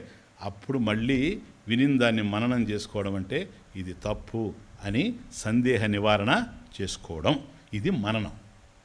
ఈ రెండు జరిగిన తరువాత తానే సచ్చిదానంద స్వరూపం అని అర్థమైపోయింది కనుక దాంట్లో ఏ అభ్యంతరాలు లేకుండా, తాను ప్రతిబంధకాలు లేకుండా ఆ స్థితిలో ఉండిపోవడం. కాబట్టి పరోక్ష జ్ఞానం కలిగింది గురువు చెప్పిన తర్వాత. దీన్ని నువ్వు అపరోక్షంగా మార్చుకోవాలి. నువ్వు సచ్చిదానంద స్వరూపం అని గురువు చెప్పాడు, సరేనా? కానీ ప్రతిబంధకాలు ఉంటాయి. గత జన్మలో చేసిన ప్రతిబంధకాలన్నీ ఉంటాయి. అవి అడ్డుపడతా ఉంటాయి. వాటిని నివృత్తి చేసుకోవడం కోసంగా నాయన ప్రతిబంధక నివృత్త్యర్థం, ప్రతిబంధకాలు లేకుండా చేసుకోవడానికి నిధిధ్యాస. అంతేగాని నువ్వు నిధిధ్యాస చేయడం వల్ల తెలియడం కాదు. తెలిసింది స్థిరపడడం. అది నిధిధ్యాస. ప్రతిబంధకాలు ఏవైతే ఉన్నాయో అవి నివృత్త్యర్థం. ఇప్పుడు చూడండి, దీపం వెలుగుతుంటుంది. పూర్వం ఒక ప్రమిది పెడతాం, ప్రమిది వెలుగుతూ ఉంటుంది. ఒక దశలో ఏమవుతుంది తెలుసా? ప్రమిద వెలుగుతూ ఉంటుంది, కొడిగట్టేస్తుంది. కొడిగట్టినప్పుడు మసక అయిపోతూ ఉంటుంది. మనం ఏం చేస్తామో తెలుసా? వెళ్ళి ఇదిగో ఇలా పెట్టి ఇలా అంటాం. అక్కడ కూడా చిన్న ముద్రే ఇలా అంటాం. ఇలా అనగానే ఆ కొడి కట్టింది కదా, అది రాలిపోతుంది. ఆ కొడి అంతవరకు లైట్ తక్కువ ఉంటుంది. మీరు చూడండి, ఒక్కసారి అట్లాగైనా కొడి రాల్చేస్తే వెంటనే చక్కగా, ఇప్పుడు రేపు దీపావళి రోజు చూస్తారు కదా, 3-4 రోజుల్లో ఇదంతా కనపడుతుంది మీకు. అందువల్ల ప్రతిబంధక నివృత్త్యర్థం. ఆ ప్రతిబంధకాలని కొడి పోయిందనుకోండి, మళ్ళీ దివ్యంగా ప్రకాశిస్తుంది. అటువంటి ప్రతిబంధకాలని తొలగించుకోవడం కోసమే కానీ లేని దాన్ని పొందడము కాదు. తెలియని దాన్ని నువ్వు ఎట్లా పొందుతావు? కాబట్టి తెలిసిన దాన్ని గురుముఖత ఏదైతే నువ్వు శ్రవణంలో తెలుసుకున్నావో దానిని స్థిరపరచుకునేటువంటిదే కానీ జ్ఞానం ఉంది నీకు, జ్ఞాన ఫలం అందడం లేదు. జ్ఞాన ఫలం ఎందుకు అందడం లేదంటే ప్రతిబంధకం ఏదో ఉంది. ఏవం నిరంతరాభ్యస్త బ్రహ్మైవాస్మీతి వాసన హరత్య విద్యా విక్షేపాన్ రోగానివరసాయనం. అది కాబట్టి ఇప్పుడు ఏం చేయాలి తెలుసా? నిధిధ్యాస అంటే ఎప్పుడు చక్కగా శ్రవణ మననాలు పూర్తి చేసుకున్న తరువాత, శ్రవణం ఉంది, ఇక సందేహం లేదు, ఇప్పుడు నీవే ఆత్మస్వరూపమని నిధిధ్యాసలో కూర్చున్నప్పుడు ఏవం ఈ విధంగా నిరంతరాభ్యస్త సీదప్ప నిరంతర అభ్యస్త నిరంతరాభ్యస్త అంటే నిరంతర కృత, అభ్యస్త కృత అంటే సదా నిధిధ్యాసనం ఏవా, సదా నిధిధ్యాసనం. నేనే పరమేశ్వరుడు అనేటువంటి జ్ఞానం. ఎందుకో తెలుసా? కనెక్షన్ చూడండి. బృహదారణ్యకం ఆత్మవా అరే ద్రష్టవ్య శ్రోతవ్య మంతవ్య నిధిధ్యాసితవ్య. క్లియర్? ఆత్మవా అరే ద్రష్టవ్య, నువ్వు ఆత్మని దర్శించాలి. ఎట్లా? నీవే అది గనక శ్రోతవ్య, తవ్య ప్రత్యయం, గురువు దగ్గర శాస్త్రాన్ని వినాలి. శ్రోతవ్య తర్వాత మంతవ్య, మననం చేసుకోవాలి. ఇప్పుడు నిధిధ్యాసితవ్య ఏమని? బ్రహ్మ ఏవ అహం అస్మి. చూడండి, ఏవం నిరంతర అభ్యస్థ బ్రహ్మైవాస్మీతి వాసన. బ్రహ్మైవాహం అస్మి, అహం బ్రహ్మ ఏవ, బ్రహ్మైవాస్మి, బ్రహ్మ ఏవ అహం అస్మి, నేను బ్రహ్మమే అయ్యున్నాను అనే వాసన ఉదయతి జనయతి. ఇదిగో నాయన, ఎప్పుడైతే నువ్వు కూర్చొని సచ్చిదానంద స్వరూపోహం నిత్య నిర్మలోహం అనేటువంటి దాని మీద నువ్వు ఉంచావో అర్థమవుతుంది. నిరంతర అభ్యస్త అంటే సదా నిరంతర అభ్యాసాత్. అలాగే నువ్వు చేస్తూ ఉంటే ఏమవుతుందో తెలుసా? ప్రతిబంధకాలు ఏవైతే ఉన్నావో అవన్నీ దూరం అయిపోతాయి, నివృత్తి అవుతాయి. గురువు బోధించిన జ్ఞానం అంతా ఉంది, నువ్వే ఎట్లా సచ్చిదానంద స్వరూపమో దాంట్లో నువ్వు ఉంటావు. ఇప్పుడు నీకు అక్కడ వాసన అంటే సంస్కార. సంస్కార నిరంతర అభ్యాసాత్ సంస్కార ఉదయతి. ఇక్కడ ఒక సంస్కారం పుట్టుకొస్తుంది. ఏంటో తెలుసా? బ్రహ్మ ఏవ అహమస్మి ఇది. బ్రహ్మ ఏవ అహమస్మి ఇది. ఇది గనక పుట్టిందే అంటే జ్ఞానవృత్తిలాగా హరతి అవిద్య విక్షేపాన్. అది పో. ఇప్పుడు అవిద్య కాదు, అజ్ఞానం వల్ల కలిగినటువంటి విక్షేపం ఏదైతే ఉందో నీకు, అవిద్య విక్షేపాన్. సరేనా? అవిద్య వల్ల అంటే అజ్ఞానం వల్ల ఏ విక్షేపం అయితే కలిగిందో, ఏ ప్రతిబంధకం అయితే కలిగిందో నీకు ఇప్పుడు, అది ఈ నిధిధ్యాస వల్ల హరతి. ఈ వాసన ఏదైతే ఉందో బ్రహ్మైవాహమస్మీతి, నేనే బ్రహ్మము అనేటువంటి వాసన ఏదైతే పుడుతూ ఉందో ఇది హరతి, హరింపజేస్తుంది. దేన్ని? అవిద్యా విక్షేపాన్. అజ్ఞానం వల్ల నీకు ఏదైతే ప్రతిబంధకాలు ఏర్పడతా ఉన్నాయో నిధిధ్యాసలో వాటిని హరించేస్తుంది. ఎలాగూ? రోగానివ రసాయనం. ఔషధం, మందు. రోగాన్ ఇవ. కాబట్టి మనకు జబ్బులు వచ్చినప్పుడు, రోగాలు వచ్చినప్పుడు మందులు ఎట్లాగైతే ఈ రోగాల్ని పోగొడతాయో ఆ విధంగా.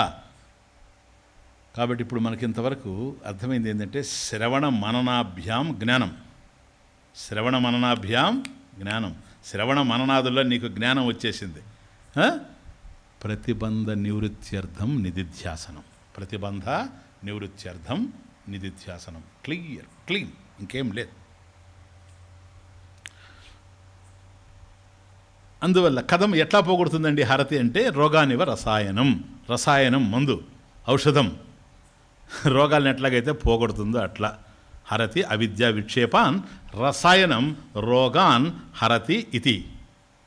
కాబట్టి మందు తీసుకుంటే రోగాలు పోతున్నాయి కదా, అట్లా. ఇక్కడ ఇంకా చాలా ఉంటుంది దాంట్లో. ఆ ఆచార్యుల వారు అట్లా ఇచ్చారంటే ఒక దృష్టాంతం. రోగానివ రసాయనం అనంటే రసాయనం తమాషండి. చీకటి పోవడానికి మనం కనుక స్విచ్ చేస్తే లైట్ వచ్చేసినట్టుగా రసాయనం ఊరికే అలా వేసుకోగానే ఇలా పోద్దే, అదే తమాషా. పోవచ్చు పెయిన్ కిల్లర్స్ వాడితే, అది వేరే విషయం. మళ్ళీ తిరిగి రాదని నమ్మకం లేదు. అంతే. ఇప్పుడు మెయిన్ డోర్లో పోద్ది, బ్యాక్ డోర్లో వస్తుంది. అది కాదు, కంప్లీట్గా పోవాలి అని అంటే నిరంతర సేవనం, ఔషధ సేవనం, ఆయుర్వేదం. నిరంతర సేవనం రోజు తీసుకోవాలి కదా. ఏమన్నా అలోపతి అయినా కూడా రోజు తీసుకోమంటాడు కదా. ఏందండి 1+1+1 అంటే 3 సార్లు తీసుకోమని కదా రోజుకి. ఇట్లా ఎన్నిసార్లు సార్? యాంటీబయాటిక్స్ అండి ఎన్నిసార్లు? 1 వీక్. కాబట్టి అంతకాలం తీసుకోవాలి. నేను ఒక్కరోజు మానేసి లే. కాబట్టి రోగానివ రసాయనం అని ఎప్పుడైతే అన్నాడో, ఔషధం వ్యాధుల్ని పోగొట్టినట్టంటే ఔషధం అన్నప్పుడే అభ్యాసం అని అర్థం. దృష్టాంతంలో ఉంది తమాషా. ఒక్కసారి వేసుకుంటే పోదు, ఎప్పుడెప్పుడు చెప్తాడో డాక్టర్ ఆ విధంగా వేసుకోవాలా. అట్లాగే నిరంతర అభ్యాసాత్, ఈ నిధిధ్యాస కూడా నిరంతరం అభ్యాసంగా మారాలి. ఎందుకని? ప్రతిబంధకాలు పోవాలి గనక, అప్పుడే విక్షేపం ఉండదు. ఇదే కదా ధ్యానయోగంలో కూడా స్వామి చెప్పింది. ధ్యానయోగంలో కూడాను, అయ్యా నాకు మనసు చంచలమీ మనః కృష్ణ ప్రమాధి బలవదృఢం. ఇదేంది చెలించిపోతా ఉంది, మనసు నేను నిగ్రహించాలి. అసంశయ మహాబాహో మనో దుర్నిగ్రహం చలం. అర్జున, ఈ మనసు ఎట్లా పోతానే ఉంటుంది. అభ్యాసేనత కౌంతేయ. అదే అభ్యాసేన కౌంతేయ వైరాగ్యాన్ని చ వైరాగ్యం కలిగి ఉండు నాయన. సరేనా? ఆ వైరాగ్యం అంతా కూడా మనకు నెక్స్ట్ వస్తుంది రేపు. కాబట్టి నువ్వు వైరాగ్యం కలిగి ఉండి అభ్యాసం చేస్తూ పో, అభ్యాసం వల్ల వస్తుంది. కాబట్టి రసాయనం మందు ఏదైతే ఉందో అది రోగాన్ని పోగొడుతుంది. కాబట్టి జ్ఞానం అనేటువంటి రసాయనం సంసారాన్ని దూరం చేసేస్తుంది, సంసార దుఃఖాల్ని కూడాను దూరం చేసేస్తుంది. ఇది నిధిధ్యాస.